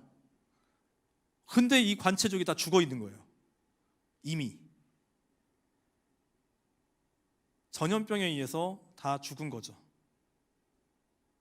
자, 그리고 나서 관체족이 다 죽은 그 터전, 숲이죠. 숲으로 이루어진 이 섬들은 모두 숲이 다 개간이 돼서 사탕수수 농장으로 바뀝니다. 이 모든 일련의 사건들은 파국의 전조죠. 남아메리카에서 일어날 모든 것들을 다 보여주고 있는 사건들이에요. 원주민의 대량 살상, 에스파냐의 침략, 전염병에 의한 사망, 그 다음에 사탕수수, 숲이 완전히 다 없어지는 사건들. 이 숲이 없어졌다는 거로 인해서 사실은 이제 남아메리카의 기후도 굉장히 많이 바뀌게 되죠. 요즘에는 이제 미국에 가면 이제 기후사라는 것도 하기도 하는데 남아메리카와 관련해서 굉장히 많은 연구가 이제 또 진행되고 있죠. 자, 그러니까 16세기 아메리카에서 벌어질 모든 일들이 압축적으로 발생한다. 여러분들이 아마 몇 년 전에 이 까나리아 제도에서 지금 어떻게 살고 있는지 아마 봤을 거예요.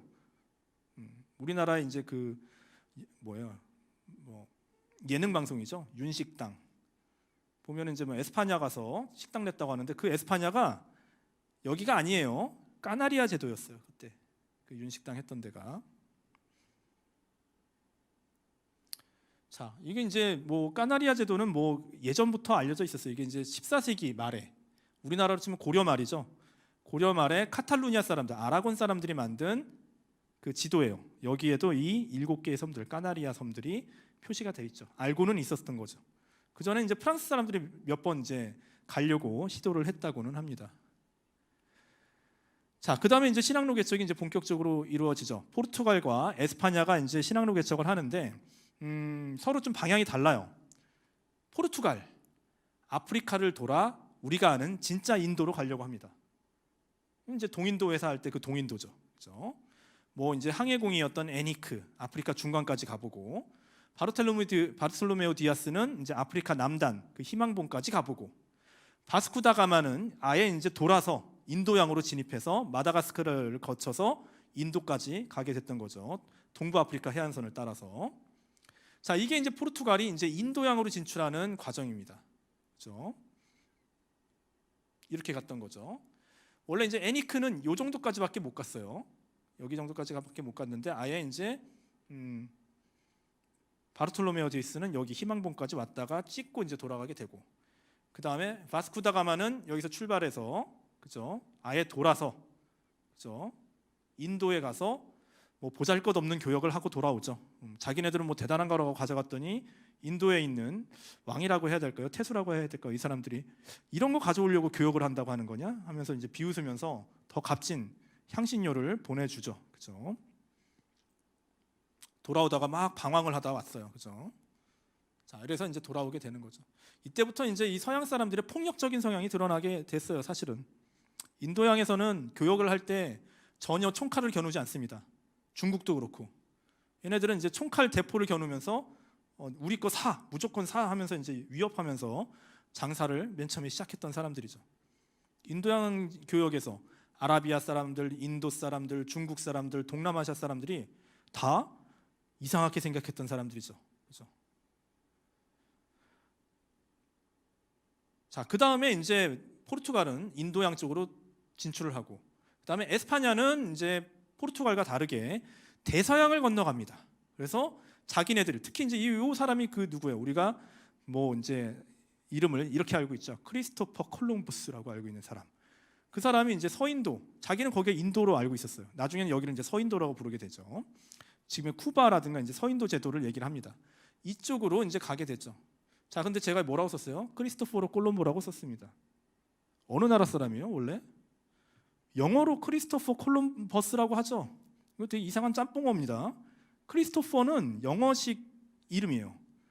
콜럼부스는 콜럼버스죠. 버스라고 발음하는데 원래는 이 콜롬보라는 이름을 라틴어로 바꾼 게 콜럼부스가 되고 그걸 영어로 읽은 게 콜럼버스예요. 그렇죠? 근데 어느 나라 사람이에요, 이 사람? 콜럼버스 전기를 여러분 읽어본 사람들은 제노바 사람이라는 걸 아실 거예요. 제노바 지금 어느 나라입니까? 이탈리아죠. 왜 이탈리아 사람을 영어로 읽습니까? 그렇죠? 크리스토포로 콜롬보입니다. 원래 이탈리아어로. 자, 이 사람입니다. 이 사람이 히스파니올라라고 불리는, 그때 당시 히스파니올라라고 불렀던 서인도 제도의 사탕수수 농장을 설립을 하죠. 그리고 그 뒤를 따라서 굉장히 모험가적인, 그 다음에 사업가적인 성격을 갖고 있었던 일군의 사설 병력 집단들, 이 사람들이 이제 콩키스타도르예요. 아메리카 전역을 침략하면서 드디어 남아메리카는 이제 파국이 시작되고 있었죠. 자, 크리스토포로 콜롬보는 자기는 죽을 때까지 거기 인도라고 생각하고 있었어요. 인도의 저쪽 끝자락이라고 생각하고 있었던 거죠. 자기는 돌아서 인도의 동부지방 어딘가를 왔다고 생각했어요. 자, 그런데 그 소식을 들었던 피렌체의 피렌체 사람이었던 아메리고 베스푸치라는 사람이 그 소식을 듣고 자기도 한번 배를 타고 한 2번 정도 그 콜롬보가 갔다는 곳을 가봅니다. 갔더니 자기는 이제 피렌체 사람들은, 이탈리아 사람들은 저쪽 이제 많은 그 정보를 알고 있었기 때문에 여기는 내가 정보로 전해들은 인도가 아니다. 그죠? 새로운 세계다. 여기는 우리가 지금까지 알지 못하는 뉴 월드다라고 이제 천명을 합니다. 1501년에. 자, 그 얘기가 또 전해집니다. 거기는 인도가 아니래. 우리가 지금까지 몰랐던, 성경에도 안 나오고 아리스토텔레스도 몰랐던, 그때는 그 2가지가 답니다. 그랬는데 그것도 아닌 새로운 세계래. 자, 그러면서 이제 독일 지도 제작자인 마르틴 발트제밀러라는 사람이 아메리고 베스푸치의 이름을 따서 아메리카라고 이제 표기를 합니다. 아예. 아메리고라는 이름을 라틴어로 바꾸면 아메리쿠스가 되고, 땅이니까 땅은 이제 라틴어로 테라죠. 그죠? 테라. 그죠? 여성형입니다. 그러니까 아메리쿠스의 여성형인 아메리카로 표기를 한 거죠. 1507년에. 자, 그리고 이렇게 해서 이제 포르투갈과 에스파냐는 전 세계 바다를 둘로 나눠서 앞으로 우리가 진출하는 지역의 어떤 사업권, 독점적 사업권을 자기네들끼리 갈라먹습니다. 그걸 이제 만들어낸 게 토르데시아스 조약, 사라고사 조약, 이렇게 둘로 나뉘게 되는 것이죠. 자, 크리스토포로 콜롬보의 항해로는 4차에 걸쳐서 이루어졌죠. 이렇게 이 서인도 제도 주변을 이제 도는 것이었고, 많이 나오죠. 이 그림은. 그렇죠? 자, 이게 이제 발트제밀러의 세계 지도예요. 1507년이죠. 그렇죠? 우리나라 임진왜란 100년, 거의 임진왜란 일어나기 거의 한 100년 전이라고 생각하면 돼요. 90년 전이라고. 자, 이렇게 세계 지도를 그렸어요. 우리나라는 잘 없습니다. 그렇죠? 인도가 여기 있고, 그렇죠? 그 다음에 동남아시아를 좀 굉장히 크게 그렸어요. 여기가 이제 자바섬이고, 여기 이제 아라비아 반도고, 아프리카고, 여기가 그 뉴 월드인 거죠. 이 사람들이 봤을 때. 자, 그래서 좀 확대시켜 보면 이런 식으로 아메리카라고 써 있습니다. 그렇죠?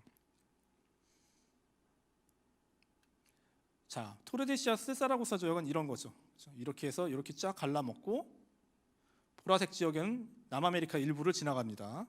자, 그래서 여기가 이제 포르투갈 사람들의 영역이에요.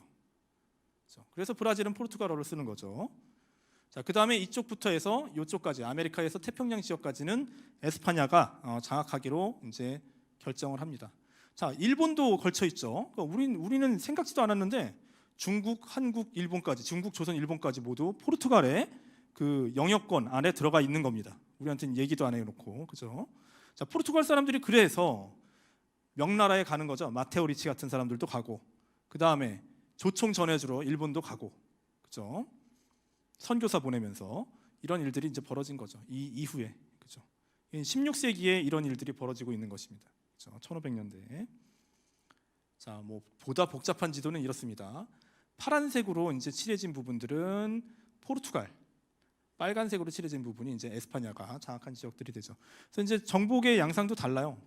이미 거대 제국들이 있었던 이 아시아 지역을 이제 장악해 나가기, 이 지역에서 이제 교역권을 장악하기 위해서 포르투갈 사람들은 주로 상업 거점지들을 만드는 방식으로 가게 되고 교역을 확장하는 거죠. 반면에 이제 빨간색으로 칠해진 에스파냐, 이 지역들은 영토를 장악하고 플랜테이션 농업을 한다든가 아니면 여러 가지 금광을 캐내거나 은광을 캐내는 그런 영토 개발 쪽으로 이제 에스파냐는 이제 확장해 나가기 시작합니다.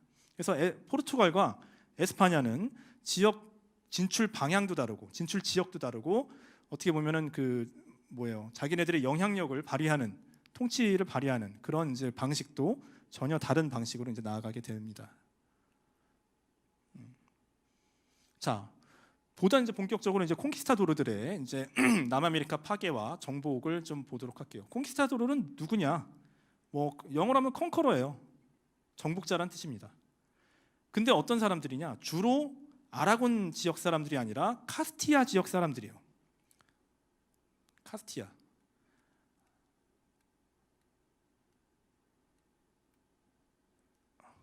많이 넘어갔네요.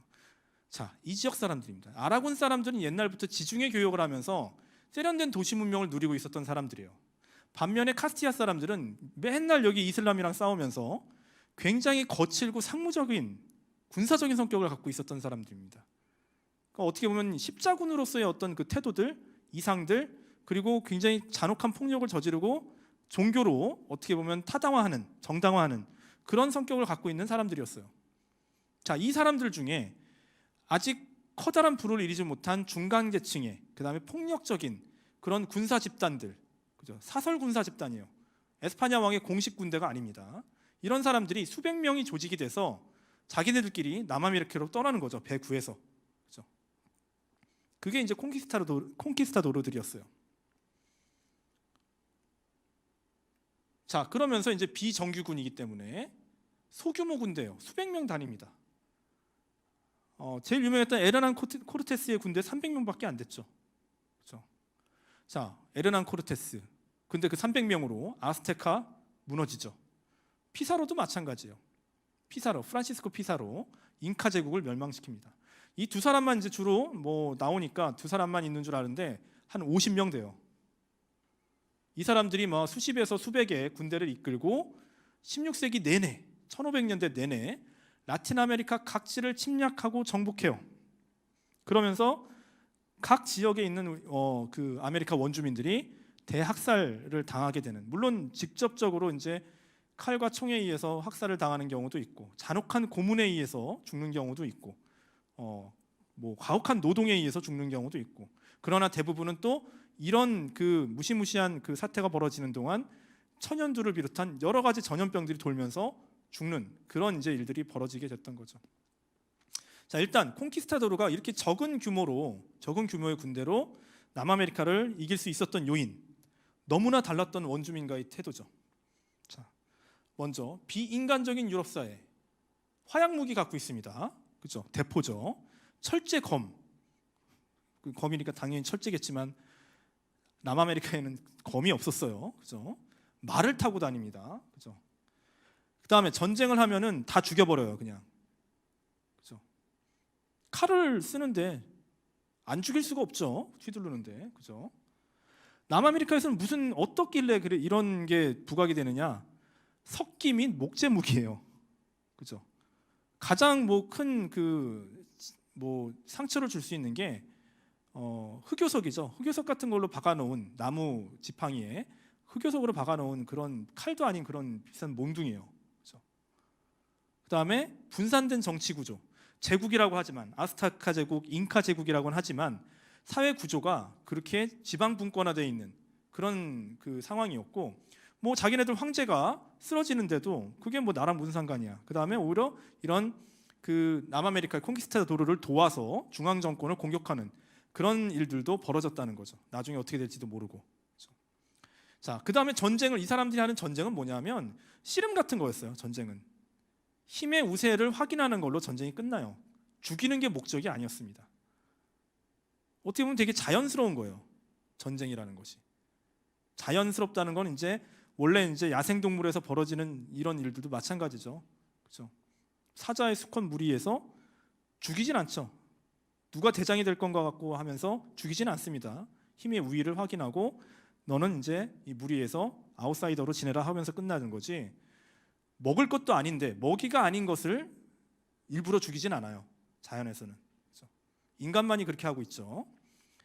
자, 그 다음에 이런 그 대비되는 태도들, 대비되는 무기들. 자, 이게 뭐 이런 거 설명할 때 뭐 발전적인 무기, 우월한 무기 이런 식으로 얘기를 많이 하는데 무기가 우월해서 뭐 합니까? 그래서 더 나빠진 사륙 도구가 되는 거죠. 자, 그다음에 천연두를 필두로 한 각종 전염병이 사실은 이 아메리카 사회를 이 파국으로 이제 몰고 가게 됐던 거죠. 에스파냐는 이런 이제 콩키스타도르들을 가서 점령했다고 이제 편지는 보냅니다. 그럼 이제 에스파냐 왕, 이때 당시에 이제 카를 5세예요. 신성 로마 제국과 황제였던 카를 5세가 에스파냐 왕 까를로스 1세이기도 했던 거죠. 자, 그러면서 이제 부왕으로 임명을 합니다. 그러면서 이제 그래, 이미 점령했으니까 내가 뭐라고 할 말은 없지만 기독교 문명 전파하는데 그 최선을 다하고 나의 신하임을 잊지 말고 니네들이 거기서 여러 가지를 이제 착취를 할 텐데 일부는 에스파냐로 보내야 된다. 안 그러면 너 여기 있는 사람들 큰일 나는 줄 알아. 이렇게 얘기되는 거죠. 에스파냐에 가족들이 있으니까. 그 다음에 어디까지나 에스파냐 사람으로서의 정체성을 갖고 갔기 때문에. 그죠?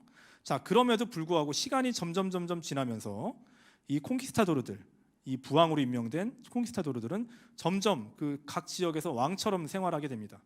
뭐 에스파냐 왕 막 무시하는 거죠. 중앙에서 온 관리들 막 무시합니다. 그래서 사실은 에스파냐 왕이라고 하는 사람들, 까를로스 1세라든가 카를 5세죠. 아니면 그 위에 있었던 아들이었던 펠리페 2세 이런 사람들은 이 콩키스타도르들을 어떻게 하면 얘네들을 통제하고 내 밑에 계속 둘 것인가 엄청나게 고민을 많이 하게 됩니다. 자, 어쨌든 이런 식으로 해서 이제 콩키스타도르들이 남아메리카를 파괴하고 정복했다. 그죠? 아스테카 요 지역이죠. 요 지역은 코르테스가 이미 마야는 이 코르테스가 들어왔을 때 이미 쇠퇴해서 사람들이 살고는 있었지만 마야라는 그 문명 또는 왕국은 이미 이제 흔적이 많이 사라진 그런 상황이었다고 합니다. 어쨌든 그럼에도 불구하고 사람들이 살고 있었고 이 지역도 이제 코르테스를 비롯한 여러 다른 이제 콩키스타도르들이 이 사람들을 못 살게 굴면서 그죠? 강제 노동시키고 뭐 고문하고 막 이랬었던 것이죠. 피사로는 이제 잉카예요. 이 잉카 제국이 이제 점점 15세기부터 이렇게 이제 주변 지역들을 통합해 나가면서 제국으로 성장했는데 성장하자마자 바로 이제 피사로 들어와서 다 망합니다. 그죠? 피사로가 이제 잉카 제국에 왔을 때 이미 잉카에는 이게 1530년대인데 이미 잉카에는 천연두가 퍼져 있었다고 해요. 자, 그래서 아메리카 원주민들은 어떤 일들을 겪었느냐, 그죠? 전쟁, 가혹한 고문. 그 가혹한 고문의 수준은 진짜 뭐 일제 시대 때 우리나라 사람들이 서대문 형무소에서 당한 것보다 더해요, 사실은. 뭐 그렇게도 말할 수는 없겠지만 어쨌든 그 듣기만 해도 끔찍한 여러 가지 고문들이 자행이 돼요. 가혹행위들이. 그 다음에 강제 노동시키고, 그렇죠? 이렇게 뭐 여러 가지 이제 삶의 여건들이 안 좋고 최악으로 치닫고 있는 상황에서 면역력도 없는 사람들이 2만 년 전에 왔기 때문에 면역력도 없는 사람들이 이 유럽에서 온 사람들이 자기는 아무렇지도 않게 끌고 온 이 몸에서 이제 막 여러 가지 병균들이 퍼져 나가기 시작하는 거죠. 그러니까 원래도 면역력이 없는 데다가 보통 때보다도 더 어떻게 보면은 건강 상황, 위생 상황이 안 좋은 상황에서 남아메리카 원주민들이 대량으로 죽는 일이 발생을 했습니다. 어떤 병균들이 왔냐? 병들이 왔냐? 천연두, 홍역 이 가장 많았어요. 그 다음에 이제 뒤이어서 페스트, 티푸스, 인플루엔자 뭐 더 많아요 또 등등등등등 이런 것들이 들어왔고 이 중에서 이제 천연두가 가장 큰 인구 괴멸을 불러왔다라고 얘기를 합니다. 이것만으로는 아니에요 사실은. 그런데 다른 뭐 전파력이나 감염력에 있어서 가장 눈에 띄는 그런 이제 모습을 보여줬고 그런 이후에 여러 가지 주변의 사람들이 이제 죽어 나가는데 그죠? 위생 상태라든가 이런 것들이 좋을 리가 없죠. 그런 상황에서 다른 병균들도 또 창궐을 하는 거죠 같이. 자, 그러면서 뭐 어마어마한 사람들이 죽어 나갑니다. 1518년부터 천연두가 본격적으로 서인도 제도부터 시작해서 멕시코, 그 다음에 남쪽으로 페루, 그 다음에 뭐 그 잉카 지역까지 모두 본격적으로 이제 급속도로 전파되기 시작해요. 자기가 병에 걸렸는지 모르니까 사람들이 막 또 돌아다니다가 다 걸리는 거죠. 그렇죠? 자, 1532년에 피사로가 잉카를 침략했을 때 이미 잉카가 감염돼 있었대요. 천연두로. 그러니까 콩키스타도르보다 천연두가 더 빨랐던 거죠. 자, 홍역도 시작됩니다. 1530년대부터 홍역도 시작되고 45년엔 티푸스, 그 다음엔 인플루엔자가 확산이 되어 갑니다. 자, 기원전 2만 년 전 베링 해협을 건너서 저쪽 그 캄차카 반도 위쪽이죠. 저 시베리아 저 동북쪽. 여기에서 이제 그 지금은 베링 해협이라고 되어 있지만 예전에는 빙하로 뒤덮여 있었던 곳이죠. 그래서 그 얼음 다리죠. 얼음 다리를 건너서 시베리아 중앙아시아에서 시베리아를 건너서 이쪽으로 알래스카 지역으로 건너간 사람들, 그 사람들이 이제 아메리카에 인구를 만들고 이제 정착했던 것이죠. 이 사람들은 기원전 1만 년에 아프리카에서 생긴 이 천연두에 대해서 전혀 모르는 그런 상황이었었죠. 항체는 전무했습니다. 자, 그래서 앞으로 유라시아 지역에서보다 더 파괴적인 결과를 초래하는 그런 결과를 불러일으켰죠. 그래서 인구가 어떻게 됐느냐? 자, 여러 질병들의 복합작용이 발생을 했다. 천연두 홍역 먼저 걸리고 위에 있는 게 이제 천연두 환자를 묘사한 그림이고 밑에 있는 게 이제 홍역 환자를 묘사한 그림이래요. 그냥 언뜻 봐도 우리가 뭐 비슷해 보이네라고 얘기를 할 수 있을 정도로, 그죠? 자, 그 이후에 다른 여러 가지 병들에 걸리게 됩니다. 자, 인구 붕괴 어마어마합니다. 자, 콜럼버스 이전에 뭐 저도 여기서 또 콜럼버스라고 썼네요, 그죠? 아메리카 인구는 전체 합쳐서 한 6천만에서 1억 정도라고 얘기를 합니다. 5, 6천만을 얘기하는 사람도 있고 1억이라고까지 얘기하는 사람들도 있어요.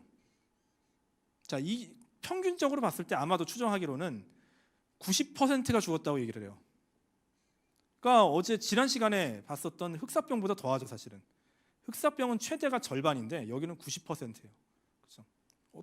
뭐 실증적인 사례를 볼게요. 다는 알 수가 없어요. 근데 국지적인 사례들이 남아 있으니까. 서인도 제도, 히스파니올라. 크리스토포르 콜럼보가 봤을 때 한 100만 정도라고 추산을 합니다. 이것도 이제 정확한 숫자는 아니에요, 사실은. 학자들마다 크게 다르다. 그래서 최소로 잡는 사람은 6만으로 잡고 최대로 잡는 사람은 800만이라고 얘기를 하는데 그래도 이제 100만이라고 얘기하는 사람이 더 많습니다, 사실은. 100만이에요. 근데 26년 이후에 1518년에 3만으로 떨어져요. 100만에서 3만으로. 이게 3만이라는 걸 이렇게 많이 죽었다고 이걸 못 믿는 사람들이 이제 6만이라고 얘기를 하는 거죠. 절반 정도일 것이다라고 해서. 근데 이제 대부분의 많은 사람들이 100만에서 3만으로 줄었다고 얘기를 합니다. 이거는 뭐 90%가 아니죠. 그죠? 3%만 살아남은 거예요. 3%만. 그죠? 97%가 죽었습니다. 물론 이거는 다 천연두로만 죽은 건 아니겠죠. 근데 천연두를 필두로 해서 그다음에 서양 사람들의 어떤 가혹행위, 전쟁 이런 것들로 인해서 죽은 거죠. 아스테카 지역, 아까 봤던 이제 그 중부 멕시코 지역입니다. 멕시코 지역을 얘기하는 거죠. 이 지역의 이제 인구를 보게 되면 1532년에 한 1700만이었을 것이다 얘기를 합니다. 뭐 1680만 이 정도 이렇게 얘기를 해요. 1595년, 63년 후죠. 1595년은 140만 이렇게 얘기를 합니다. 딱 거의 10분의 1보다 더하죠. 이거는 진짜. 사례들이 이래요. 그러니까 어떻게 보면은 아까 제가 이런 말을 했죠.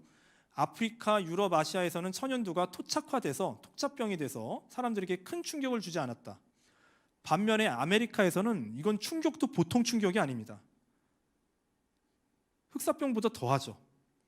근데 이게 충격이다, 너무나 놀랍다, 이런 걸 전해줄 사람이 안 남아날 만큼 이렇게 된 거예요. 이게 이제 충격이다라고 얘기할 사람이 없는 거예요. 이제 더 이상 얼마 나 살아남지도 못해갖고, 그죠? 자, 전염병, 전쟁, 여러 가지 고문이나 가혹행위, 강제노동 등등등으로 인해서 인구가 진짜 90%가 없어진 거죠.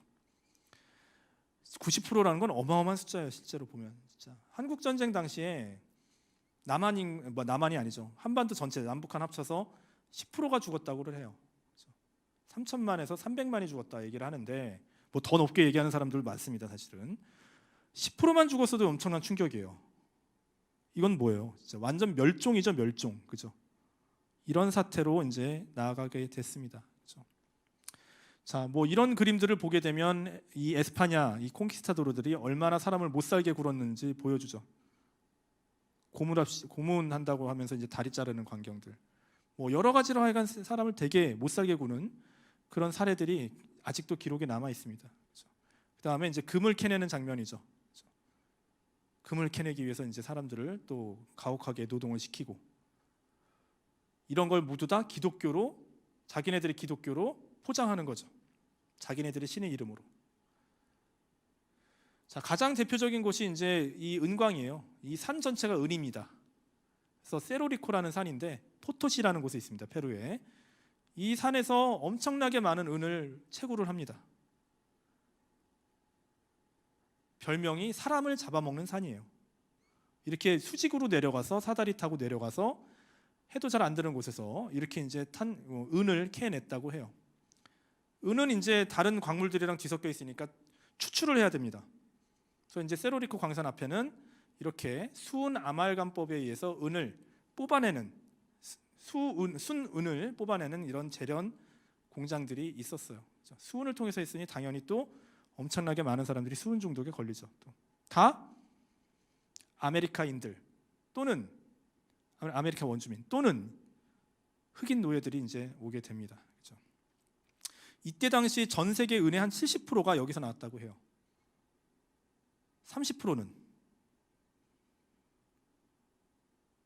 일본에서 나왔어요. 전 세계 은혜, 여기 이제 그 포토시에서 나오면 이걸 쭉 끌고 가서 뭐 파나마라든가 이런 데로 갖고 갑니다. 그럼 여기서 양쪽으로 갈라져요.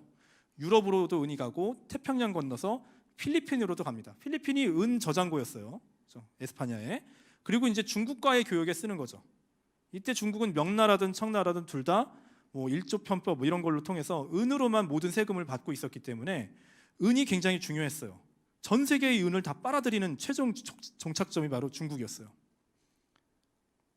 명나라 또는 청나라. 자, 그런데 아시아에서도 은을 생산해내는 곳이 발견이 됩니다. 바로 일본이었어요. 일본의 이와미 은강이라는 곳에서 아마 이 동아시아에서 유통되는 많은 부분의 은이 일본에서 나왔다라고 얘기가 됩니다. 너무나 웃긴 건 여기서는 이제 수은을 통해서 은을 이제 뽑아냈다면 일본에서는 뭐 회치법이라고 해서 또 다른 방식으로 은을 이제 뽑아내는 그런 기술을 적용을 했는데 그 방법을 일본에 알려준 건 우리나라였어요. 연산군 때 어떤 노비가 발견해낸 방법인데 일본의 간자들이 이제 알아내서 일본으로 건너가서 일본 은강을 개발할 때 그걸 씁니다. 이때 이제 일본에서는 이 은을 캐서, 그죠? 이 은을 캐서 오다 노부나가가 결국에는 그 은을 바탕으로 해서 전국을 통일하게 되는 그 굉장히 큰 패권을 지니게 되는 그런 계기가 됐던 거죠. 사실 토요토미 히데요시가 임진왜란을 일으킬 때 당시만 하더라도 갖고 있었던 중요한 생각 중에 하나가 은을 통해서, 그죠? 중국을 점령하겠다 이런 생각이 있었던 거예요, 실제로. 자, 은은 그래서 유럽으로 가도 유럽 사람들이 이때 당시에 또 중국이나 인도랑 교역을 할 때 이 은을 쓰죠. 이렇게 해서도 또 은이 또 직접적으로 또 중국으로 들어갑니다. 은으로 다 연결돼 있어요, 다. 그죠? 이게 또 이제 아메리카와 관련된 전 세계 세계사의 어떤 그 변혁이죠. 파국의 이제 세계화예요. 그죠? 자, 이후의 상황들을 좀 보도록 하겠습니다. 천연두가 전 세계적으로 풍토병으로 이제 자리를 잡아가기 시작한다. 천연두의 세계화죠, 그죠? 뭐 19세기 유럽의 세계적 팽창과 더불어서 세계 전역으로 천연두가 확산되고 엄청나게 많은 사람들을 죽여나가면서 풍토병으로 자리를 잡아요, 그죠? 뭐 이제 아까 제가 아메리카 지역도 얘기를 했지만 오세아니아도 마찬가지예요, 그죠? 오세아니아 지역에서도 에버리진이라고 불리는 수많은 이제 원주민들이 죽습니다. 이 풍토병, 뭐 이제 천연두죠. 천연두를 비롯한 여러 가지 병들에 의해서 원주민 인구가 완전히 붕괴가 되는 거죠. 자, 그리고 나서 장기간에 걸쳐서 이제 토착화가 이루어지고 계속해서 또 발병이 일어나다 보니까 14세기에 있었던 흑사병에 비해서는 충격은 적었다. 하지만 맨 처음 받아들였던 그 아메리카의 원주민들이나 오세아니아의 원주민들한테는 대재앙이죠. 이런 대재앙이 없을 거예요, 아마 세상에, 그죠? 근데 그걸 대재앙이었다고 전해줄 사람이 없어요, 그죠? 어쨌든 살아남은 사람들에게는 이제 익숙한 병, 다 죽는 건 아닌 병, 이런 식으로 이제 남게 되죠. 자, 그러면서 이제 19세기에 오게 되면은 이제 천연두를 없애기 위한 노력들이 이제 뭐 펼쳐지게 됩니다. 가장 먼저 등장한 건 인두법이라고 해요. 그렇죠? 천연두 환자의 고름을 이용을 해서, 그렇죠? 그걸 이제 사람에게 주입을 해서 강제로 면역을 만드는 거예요. 아주 그래서 이 인두법에 의해서 천연두 환자의 고름을 맞은 사람은 경미한 천연두에 걸립니다. 심하지 않은 거죠. 그리고 나서 다음에 이제 더 큰 천연두가 발병했을 때 걸리지 않게 되는 거죠. 자, 이미 16세기에 중국에서 이 천연두, 인두법이 시작이 됐다고 해요. 그리고 이게 이제 오스만 제국으로 전파가 됐고 1700년대 초에 영국의 어떤 그 오스만 제국 그 대사가 있었는데 그 사람 가족이죠. 그 사람 부인이에요. 그 사람 부인이 이제 영국으로 오게 되면서 이 인두법을 배워와서 영국에서 처음으로 이제 시작을 했다고 해요. 근데 우리나라에서도 마찬가지입니다. 우리나라에서도 1700년대 말에 정약용, 박제가 이런 사람들이 실학자들이죠. 인두법을 연구를 해서 좀 시도를 해보려고 했다고 합니다. 자, 그런데 문제는 뭐냐면 인두법은 너무 위험해요. 체질이나 체력이 약한 사람들이 잘못 맞게 되면 진짜 천연두 걸립니다. 그리고 그 덕분에 그 마을이 또 다 천연두에 걸릴 수가 있는 거예요. 너무나 위험하죠. 그렇죠? 이런 단점들이 있어요. 그래서 여러 가지로 하여간 망설여지는 그런 이제 그 법이 되는 방책 예방법이 되는 거죠. 자, 그러다가 이제 1796년에 드디어 영국 의사 에드워드 제너가 소의 고름, 소도 천연두를 걸리는 거죠. 아까 인수공통 전염병이라고 했었죠. 소도 이 천연두를 걸리는데 사람보다 심하지 않게 지나가요. 이렇게 이제 그 젖소 보게 되면 이제 젖에 좀 이런 식의 이제 종양을 조금 만들어 놓고 금방 소는 별일 없이 그냥 또 낫는다고 합니다. 근데 제너가 볼 때 보니까 소젖을 짜는 이제 아낙네들을 보니까 아무도 천연두가 안 걸린다는 거예요. 그러니까 모든 사람들이 천연두에 걸리고 난리가 날 때 소젖을 짜는 사람들은 전혀 천연두가 안 걸린다는 거예요. 이상하다라는 거죠.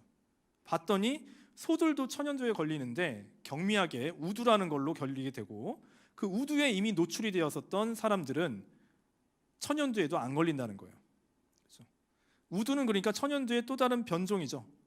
변종까지는 아니고 변인데 이제 사람들에게 면역력을 안전하게 더 만들어줄 수 있는 그런 이제 방책이 되는 거죠. 자, 그래서 우두의 고름을 이용해서 사람들에게 면역을 형성하게 하는 그죠? 그런 이제 방법을 만듭니다. 그래서 인두법보다는 위험성이 낮아요. 소에 걸린 우두가. 자, 그리고 이 우두를 이용해서 드디어 백신이라는 게 만들어지게 됩니다. 백신 이렇게 쓰죠. 어원은 라틴어 암소에서 왔어요. 바카라는 말에서 왔습니다. 불어는 바슈라고 해요. 그죠? 소라는 뜻에서 이 백신이라는 것이 만들어지게 됐던 거죠. 자, 이렇게 해서 이제 어떻게 보면은 굉장히 큰 전염병인 천연두를 예방할 수 있는 그런 백신이라는 게 이때 처음 만들어졌습니다. 19세기 종두법이 이제 만들어지게 되고, 근데 이제 백신이 만들어졌어요. 근데 사람들이 이 백신에 대한 저항감, 이물감 또는 낯섦 이런 것들이 또 굉장히 크게 작용을 했습니다. 여러 가지 차원에서 이 백신을 거부해요. 첫 번째, 나 백신 맞기 싫어. 그죠? 그냥 개인의 자유를 강조하는 사람도 있어요. 서양은 이때부터 그랬어요. 그죠? 지금도 그런 사람들 많지만 개인의 자유 이런 거 좋아하는 사람들 있죠. 또 두 번째, 병이 걸리면 신의 뜻인데 병이 창궐하면 신의 뜻인데 그거 걸려야지. 인위적으로 진짜 소에게 있는 거를 인위적으로 사람에게 놓는다고? 이건 자연을 거스르는 것이야. 이렇게 생각하는 사람들이 또 굉장히 많았어요. 신앙심에 의해서. 신이 만들어 놓은 질서에 따라서 순응해서 살아야지 왜 그거를 거슬러서 소에게 있는 걸 인간에게 주입하느냐는 거예요. 그렇죠? 또 이제 가짜 뉴스죠. 그죠? 야, 저거 맞으면 나중에 소처럼 된대. 그죠? 이제 또 이런 루머도 있었어요. 그죠? 이걸 맞게 되면 소를 좋아하게 된대. 그죠? 남자가 맞으면 남소를 좋아하고 여자가 맞으면 숫소를 좋아하고 이런다는 식의 그런 루머들이 또 돌아다닙니다. 자, 이런 것들 여러 가지가 있어서 백신을 맞추려고 해도 지금보다 사실은 그 백신의 생산량이 많지도 않았어요. 사실은 많지도 않았고 그럼에도 불구하고 또 백신을 맞으라고 하니까 안 맞겠다고 이렇게 저항하는 사람들이 또 있었다는 거죠. 그렇죠? 그럼에도 불구하고 19세기 말에 가면은 국가적인 차원에서 강제로 이제 이 천연두 백신을 맞게 하는 그런 정책들이 각 나라마다 이제 시행이 됩니다. 그죠? 지속적인 노력으로 백신 접종이 의무화되고 확산이 되어가죠. 자, 그래서 지금 보면은 1977년 소말리아에서 마지막 환자가 보고되고 그 이후로는 자연적으로 천연두가 발병해서 전염병으로 이제 그 확산된 사례는 없어요. 없다고 합니다. 지금까지. 이게 뭐 WHO에서 발표한 거니까. 그럼에도 불구하고 뭐 예전에 그런 일이 있었어요. 뭐 소련에서 뭐 무슨 천연두 세균 화학적 무기를 만든다 이런 얘기도 돌고 그래서 요즘에는 다시 또 이제 천연두 백신을 맞아야 된다 이런 식으로 이제 얘기하는 경우도 있습니다. 자, 천연두만 갖고 얘기하면 이렇게 해서 이제 끝나게 되죠. 뭐 천연두는 그래서 인류가 최초로 박멸한 전염병 이렇게 얘기를 합니다. 뭐 아름다운 얘기죠. 근데 이제 부수적으로 아름답지 못한 일이 같이 생겨나게 돼요. 이건 천연두랑 전혀 상관없이 이런 일이 벌어지게 되죠. 노예제입니다. 이 악랄한 이 유럽인들이 아메리카에 가서 이거저거 뽑아 먹으려고, 그죠? 맨 처음엔 금, 그 다음엔 은, 그 다음에는 여기에 이제 넓은 영토를 개간해서 플랜테이션 농업, 사탕수수, 담배, 목화 유명하죠. 이걸 이제 농장 경영을 해야 돼요. 근데 여기 자기네들이 부려먹을 만한 이 아메리카 원주민들이 다 죽었어요. 어떻게 해야 돼요? 노동력 확보해야 되는데 지금 예전에 이슬람 상인들이 노예무역을 하고 있었지 같이 끼어듭니다. 그렇게 이슬람은 자기네들이 뭐 종교와 다르다면서 십자군 전쟁까지 했던 애들이 그 부분에 있어서는 이슬람 닮아가려고 해요. 그리고 더 악랄한 노예무역을 만들어내죠. 노예제를 만들어내고 서아프리카 지역 이쪽이죠. 정말 대서양 개척은 이 동부 아프리카도 아니에요. 진짜 이 서아프리카 사람들에게 너무나도 큰 파국이었어요. 그러니까 그렇죠? 아메리카의 파국은 아프리카의 파국으로 이어졌어요. 여기는 천연두 때문에 그랬다면 여기는 이제 노예제 때문에 그렇게 된 거죠. 오히려 아프리카 사람들은 이미 이 아메리카 사람들에게는 너무나 파국적이었던 이 모든 병균을 이겨낼 만한 면역력을 갖추고 있는 사람들이에요. 만년 전부터 살아왔으니까. 그렇죠? 병에 잘 안 걸려요. 그리고 튼튼합니다. 몸도. 그리고 일도 열심히 했대요. 진짜 인종주의적인 편견을 갖고 있는 사람들이 미국에 있는 뭐 몇몇 현상들을 보고 에이 흑인은 게을러 이런 식으로 얘기를 하는데 흑인들이 노예가 된 이유가 게으르지 않아서예요. 튼튼해서고 병에 안 걸려서였습니다. 이때 당시 기준으로. 원래 노예라는 것은 흑인들만 아프리카 사람들만 있었던 건 아니에요. 다른 지역 사람들도 굉장히 많았습니다. 동유럽 사람들도 있었고 중앙아시아의 지역 사람들도 있었고 여러 종류의 사람들이 있었는데 대부분 다 이제 이 아프리카 사람으로 선택을 하게 된 이유가 몸이 튼튼하고 일을 열심히 잘해서였어요. 자, 어쨌든 이런 식으로 해서 또 대서양 항로가 개발되고 나서 여기는 사람이 많은 지역이 되고 노예 사냥이 활발하게 이루어지는 지역이 됐던 것이죠. 자, 이 여기에 있는 서아프리카에 있는 어마어마한 인구가 인위적으로 북아프리카부터 북아메리카부터 남아메리카에 이르기까지 어마어마한 수의 그 아프리카인들이 이주를 하게 되죠. 강제 이주고 노예 노동을 하기 위한 이주였던 것이죠. 자, 가장 많은 노예들을 받아들인 곳은 브라질이에요. 우리가 흔히 노예제 하면은 뭐 미국 남북 전쟁 뭐 그다음에 뭐 이런 거 자꾸 생각하는 경우가 많은데 미국이 사실은 이쪽이 제일 적었어요. 사실은 제일 심한 곳이 브라질입니다. 그리고 노예 무역상 가장 활발하게 활동했던 사람들이 포르투갈 사람들이에요. 그 다음이 영국, 그 다음이 프랑스입니다. 에스파냐는 잠깐 이제 반짝했다가 노예 무역 쪽으로 이제 손을 안 대게 되죠. 나중에는 브라질입니다. 그 다음에 이 페루라든가 이쪽 남아메리카에서 북부 지역들에서 중부 지역. 그 다음에 여기 진짜 빨간색으로 칠해진 저기 서인도제도 여기도 마찬가지죠. 멕시코, 그다음에 미국, 남축, 특히 이제 여기서 남부겠죠. 그죠? 이런 식으로 해서 노예제가 아메리카에 이제 시작이 되고, 그리고 이제 이 노예제라는 것도 맨 처음에는 기독교에서는 노예를 인정하지 않았습니다. 노예를 금기시했어요. 그런데 한 17세기 건너가면서부터 노예를 타당화하죠. 노예라는 지위를 만들어냅니다. 자기네들이 그렇게 열렬히 믿는 기독교와 상충됨에도 불구하고 예외적으로 만들어내죠. 그거를 이제 확실하게 못을 땅땅땅 박은 나라는 프랑스죠. 프랑스 루이 14세 때 꼴베르가 흑인 법전이라는 걸 만들어서 흑인 노예들은 이런 지위를 갖는다, 인간 이하의 지위를 갖는다, 법전으로 만들어내요. 그 전까지는 애매했던 거예요. 얘네 사람인 것 같은데, 사람인데 사람 대우해주기는 싫고 그래도 양심의 가책은 뭐 느끼기도 하고 뭐 이런 거였는데, 아예 그냥 노골적으로 얘네들은 노예야, 슬레이브야, 인간 이하의 대접을 받아도 돼, 가족을 형성할 수 없어, 물건처럼 사고 파는 존재야, 이걸 다 만들어 버립니다. 영국도 아니고요, 미국도 아니고 프랑스에서 만든 거예요. 1680년대. 자, 이때 당시 굉장히 잘 나가는 나라였던 태양왕 루이 14세 때 이런 게 만들어지고 나서 다른 나라들은 그 위대한 나라 프랑스에서 그런 걸 만들었구나, 다 모방하죠. 그죠? 자, 그러면서 이제 노예제가 서서히 18세기, 19세기 초까지 노예 무역이 이루어지게 됩니다. 자, 아프리카인들을 노예로 사냥하고 교역하고 플랜테이션 농업에 동원을 하고 강제 노동이죠. 그죠? 자, 아프리칸 노예 서너 이유는 이런 것들이 있죠. 아까 얘기했던 부분들이고, 자, 서아프리카 사람들이에요. 이 사람들이 이런 이제 노예선을 타고 이제 이동을 합니다. 그림을 못 그려서 무슨 뭐 피라미드에 있는 벽화처럼 이렇게 그린 게 아니에요. 진짜로 이렇게 이동을 했어요. 이거 위에서 이렇게 봤다고 하면 어떻게 된 거예요? 누워서 가는 거죠. 두세 달 동안 이 대서양을 건너는데 거의 모든 시간을 이렇게 누워서 가요. 진짜 무슨 물건 이렇게 쟁여놓듯이. 여기서 이러고 밥 먹고, 여기서 이러고 뭐 그 생리 활동 다 처리를 합니다. 굉장히 비참하고 비인간적인 환경들이에요.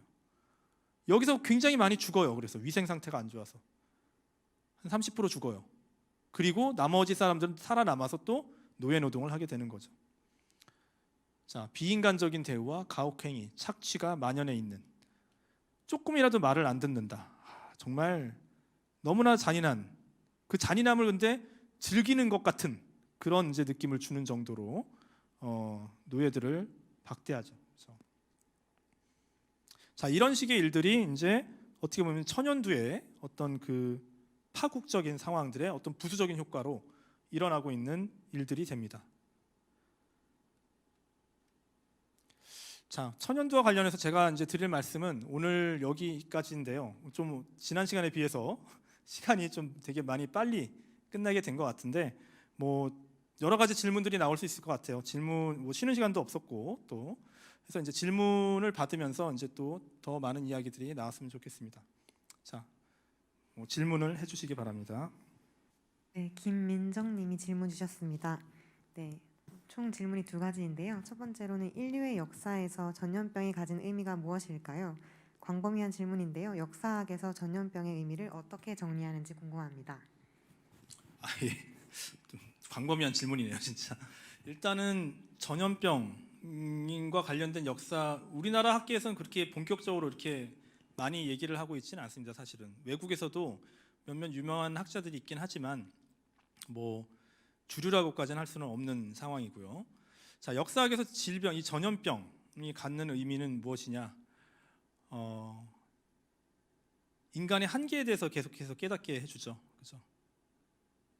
그리고 재밌는 것은 인간의 한계를 깨닫게 해준다는 건 뭐냐면, 질병이라는 전염병 그 자체는 자연현상이에요. 인간에게 나쁘기 때문에 우리가 병이고 퇴치해야 될 것으로 나쁜 놈으로 묘사를 하죠. 그렇죠? 그렇지만 그냥 인간의 입장을 떠나서 그냥 객관적인 입장에서 보게 된다면 그냥 자연현상 중에 하나예요. 벼락이 쳐서 나뭇가지가 부러졌다, 나무가 불에 탔다, 뭐 그런 것과 똑같은 인과관계를 갖고 있는 거죠. 그래서 인간에게 나쁜 거예요. 그렇죠? 인간 중심주의적인 어떤 그 입장을 떠나서 다른 식으로 지금 이제 문제가 뭐냐면 인간이 지구를 너무나 착취해 왔죠. 그렇죠? 특히나 그 지구의 입장에서 근데 여기서 또 재밌는 것은 인간주의적으로 또 지구를 봐서는 안 된다는 거예요. 이런 이제 객관적인 자연 현상에서 인간이 어떻게 이제 자기의 유한성을 깨닫고 어떻게 이제 삶을 꾸려갈 것인가에 대해서 이제 생각을 해보게 해주는 거죠. 여기서 이제 제가 인간주의적으로 자연을 생각하지 말자고 얘기하는 것은 이런 말이 있죠. 자주 하는 말이죠. 자연을 보호합시다. 지구가 아야해요. 지구는 아야하지 않습니다. 인간이 어떻게 자연을 보호합니까? 인간 주제에.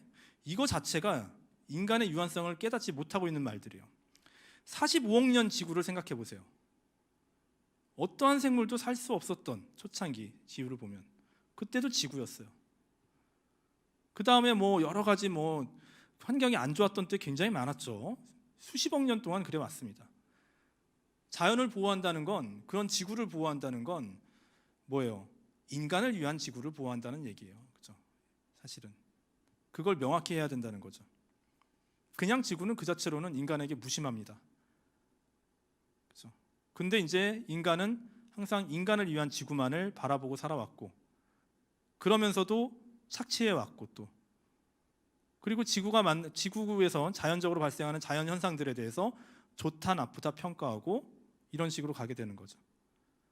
자, 이런 모든 것들을 봤을 때 좀 사실은 또 우리가 인간의 입장에서밖에 바라볼 수는 없어요. 그렇죠? 또 인간이 지금까지 걸어왔던 길에 대해서 다시 한번 또 살펴봐야 되는 그런 이제 그 계기가 마련이 되는 거죠. 질병을 하나 퇴치했다고 해서 그게 끝나는 게 아니죠. 또 다른 질병이 나옵니다. 코로나19처럼 그 전에 뭐 메르스, 사스 이런 것들처럼 또 다른 질병들이 나와요. 그죠? 늘 인간은 하여간 인간과 그 자연과 공존을 하게 되는데 그 공존의 이면에 이런 전염병들이 함께 항상 자리 잡고 있는 것이고 앞으로도 또 어떤 질병이 나올지 모르는 그런 이제 상황이 되는 것이죠. 자, 이런 것들을 한번 뭐 다각도로 한번 지금 우리가 인간이란 도대체 뭔가 지구에서 살아가는 인간이란 도대체 뭔가 이런 것들에 대해서 좀 생각해보는 그런 것이 되지 않을까 이렇게 생각을 해봅니다. 두 번째 질문입니다. 이번 강의에서 전염병으로 흑사병과 천연두를 설명하셨는데요. 여러 전염병 중에서 두 가지를 선택하신 이유가 궁금합니다. 글쎄요. 그 전까지는 사실은 전 세계가 하나로 이어져 있지 않았습니다. 이제 국지적인 지역들로 이제 나눠져 있었죠. 교역 같은 경우도 보게 되면은 하나로 쫙 이어지는 교역이 없었어요. 그렇죠? 다 릴레이식으로 교역이 이루어지고 있었습니다. 뭐 유럽 사람이 중국으로 가는 일은 거의 없었죠. 근데 이제 마르코 폴로가 보여주듯이 이미 13세기에 유럽 사람이 중국까지 갑니다. 이제 팍스 몽골리카의 그 덕분인 거죠. 그러니까 천연두도 그런 이제 그 세계화의 한 결과물이었고 이 천연두도 세계화의 결과물이었어요. 이 세계화라는 것은 이제 그 전에 지역 단위로 살고 있었던 그런 사람들의 공동체가 세계적으로 연결되기 시작하면서 세계화가 되는 거죠. 자본의 세계화, 교통로의 세계화, 이건 또 이제 전염병의 세계화로 이루어졌던 것이죠. 그래서 이제 뭐 제가 이제 지난번에도 살펴본 흑사병도 그렇고 오늘 얘기한 천연두도 그렇고 모두 이런 지구 위에서 살아가는 사람들의 어떤 그 연결망이 더욱더 보편화되어 가면서 굉장히 큰 충격을 줬던 질병들이었다는 점에서 좀 다뤄봤습니다.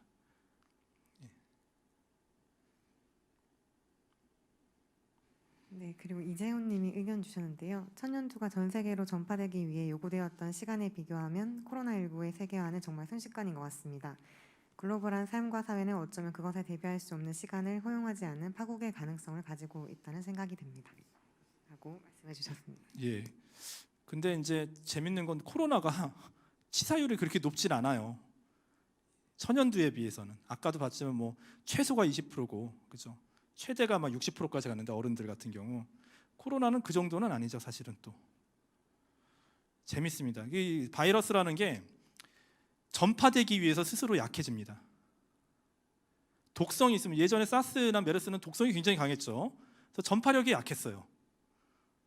그래서 이제 계속해서 이제 전파되기 위해서 숙주에게 너무 치명적이면 안 된다는, 진짜로 자기가 그렇게 생각하는지 모르겠지만 점점 독성이 약해집니다. 전파되기 위해서.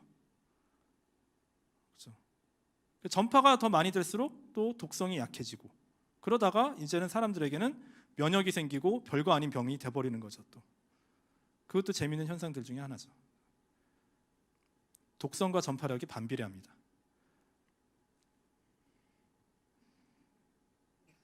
네, 그리고 최수영님이 질문 주셨습니다. 흑사병 천연두의 역사에 비춰 역사학자로서 현대의 코로나를 보는 시각, 교훈은 어떠신지 궁금합니다. 예. 이건 다른 데서든지 좀 얘기를 했었던 부분인데, 지금 우리 1년 지났죠, 그렇죠?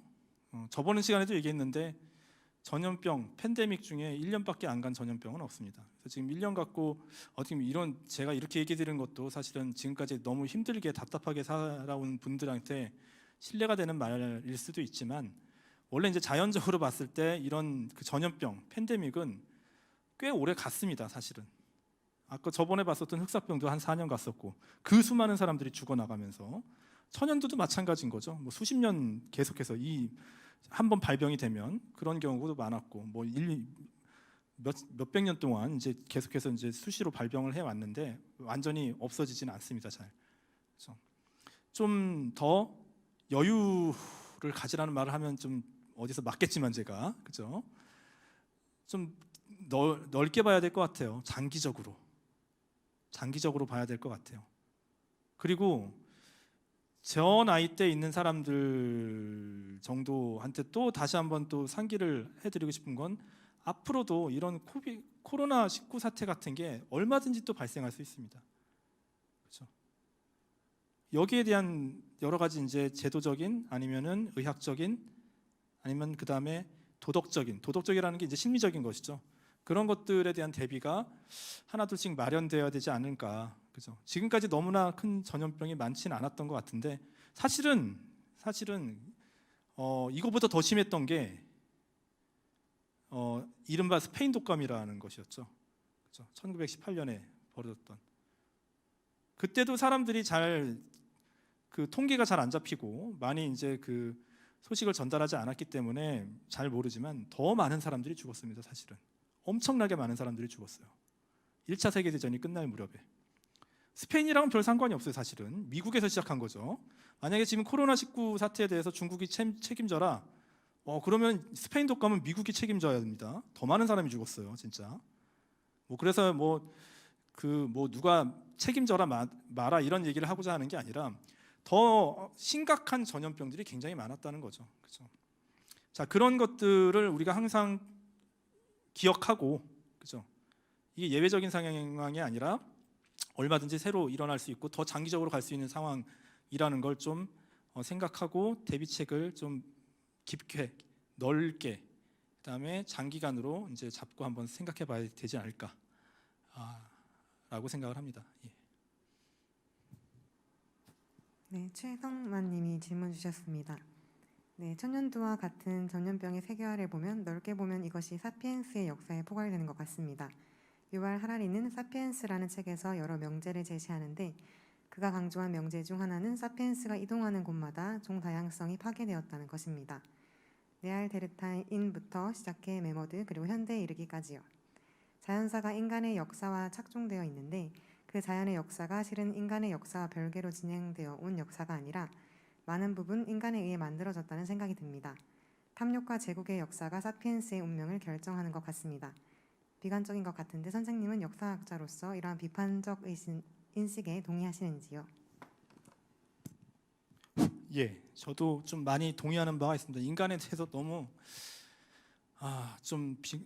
인간이 지금까지 저질러온 일들을 보면은 너무 뭐라고 해야 되나, 긍정적으로 볼 수만은 없는, 지구상에 살고 있는 모든 동물, 다양한 종들의 이제 삶의 방식과 비교했을 때 분명히 그런 부분이 굉장히 많죠.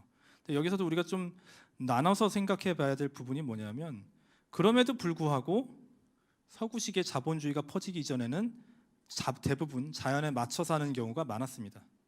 물론 그 자연도 인간이 만들어낸 자연이긴 하지만, 근데 자본주의 체제가 들어오고 나서부터는 끝없는 욕망이에요. 진짜 욕망이 채워지고 나면 욕망을 또 만들어내죠. 그전에는 욕망이 채워지고 나면 더 이상 바랄 것이 없다고 끝이에요. 근데 자본주의 체제는 욕망을 또 만들어내서 또 더 갉아먹습니다. 그전에는 인간이 이제 지구를 어떻게 보면 다른 자연을 어떻게 보면 뽑아먹는 방식이 1차원적이었다면 이건 제곱의 방식으로 가는 거죠. 기하급수적으로 자연을 뽑아먹는 방식으로 가죠. 인구의 증가 그래프가 그것과 비례한다고 생각해요. 똑같이. 그래서 이런 지점에서 봤을 때 어떻게 보면 전 근대적인 세계에서의 그 인간의 모습과 서구의 자본주의를 받아들이고 나서 인간의 사회가 변한 모습은 또 구분을 해야 될 부분들이 있어요. 다 싸잡아서 한꺼번에 인간이 문제야 라고 얘기하기엔 그 이전에 전통사회가 갖고 있었던, 어떻게 보면 인간의 입장에서 봤을 때는 불편한 점이 너무나 많고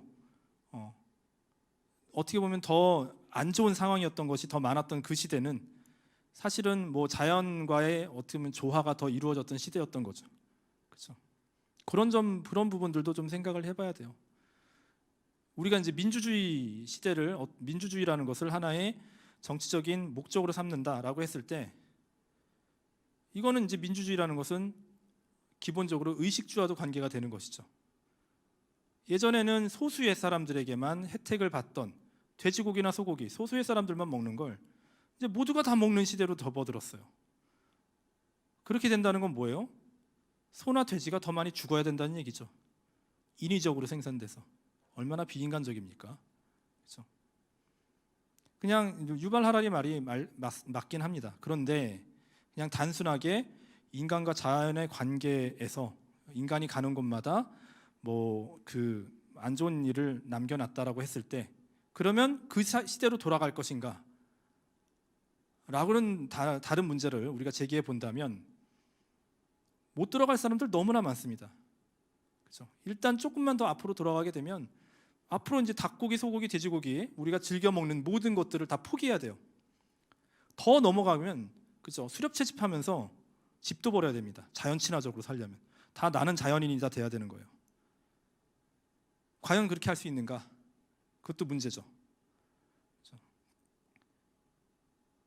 굉장히 많은 이제 그 것들이 뒤얽혀 있는 그런 상황이죠. 쉽사리 이제 답을 낼 수는 없는 그런 문제들입니다. 사실은 저도 그냥 현대인으로서 현대 문명을 이기적으로 누리고 있는 사람이라 가끔 반성을 하면서 또 그 문명의 이기를 누리고 있죠. 그렇죠? 네, 윤형식 님이 질문 주셨습니다. 콩키스타도르의 잔인한 심성과 행태가 형성된 원인, 이유는 무엇으로 보시는지요? 예. 일단 여기에서도 이제 카스티아 지역이 특히나 이제 이슬람, 여기 있었던 이슬람 지역과 싸워 나가는데 십자군 운동에 어떻게 보면 장기적인 큰 의미로 넓은 의미의 십자군의 연장선상에 있었습니다. 그러니까 아라곤 지역 사람들은 자기네들의 어떤 부나 아니면 문명을 읽고 나가는데 주로 교역에 종사를 하면서 그걸 읽고 나갔다면, 카스티아 사람들은 주로 전쟁이었어요. 계속해서. 자, 이런 과정이 몇백 년 동안 이게 누적이 되면서 카스티아 사람들의 심성, 이런 걸 이제 일단은 되게 군사적으로 만든 부분이 있고, 이 군사적이라는 게 이제 우리가 아는 그런 군대 군사가 아니라 전사죠. 자, 그 야만스러운 전사의 형태로 만들어 버린 것도 있고, 자, 이런 그 바탕을 베이스를 갖고 남아메리카에 갔을 때, 이거는 이제 뭐 다들 얘기하는 거지만 소수의 정복자들이 굉장히 많은 수의 어떤 피정복민들을 다스릴 때는 잔혹해진답니다. 너무나도 이것도 이런 거에도 자연스럽다라고 얘기를 붙여야 되는지 모르겠지만 그냥 자연스럽게 잔혹해진다고 합니다. 소수의 정복자가 다수의 피정복민을 강제로 통치를 할 경우, 동의를 얻어내지 못할 경우, 자연스러운 어떤 그 정치적 정당성을 획득하지 못할 경우 어떤 잔혹함, 이런 것들로서 자기네들의 어떤 위력을 보여주고 함부로 덤비지 못하게 만든다는 거죠. 자, 그런 것들이 이제 복합적으로 작용하지 않았을까, 좀 그렇게 생각을 하고 있습니다.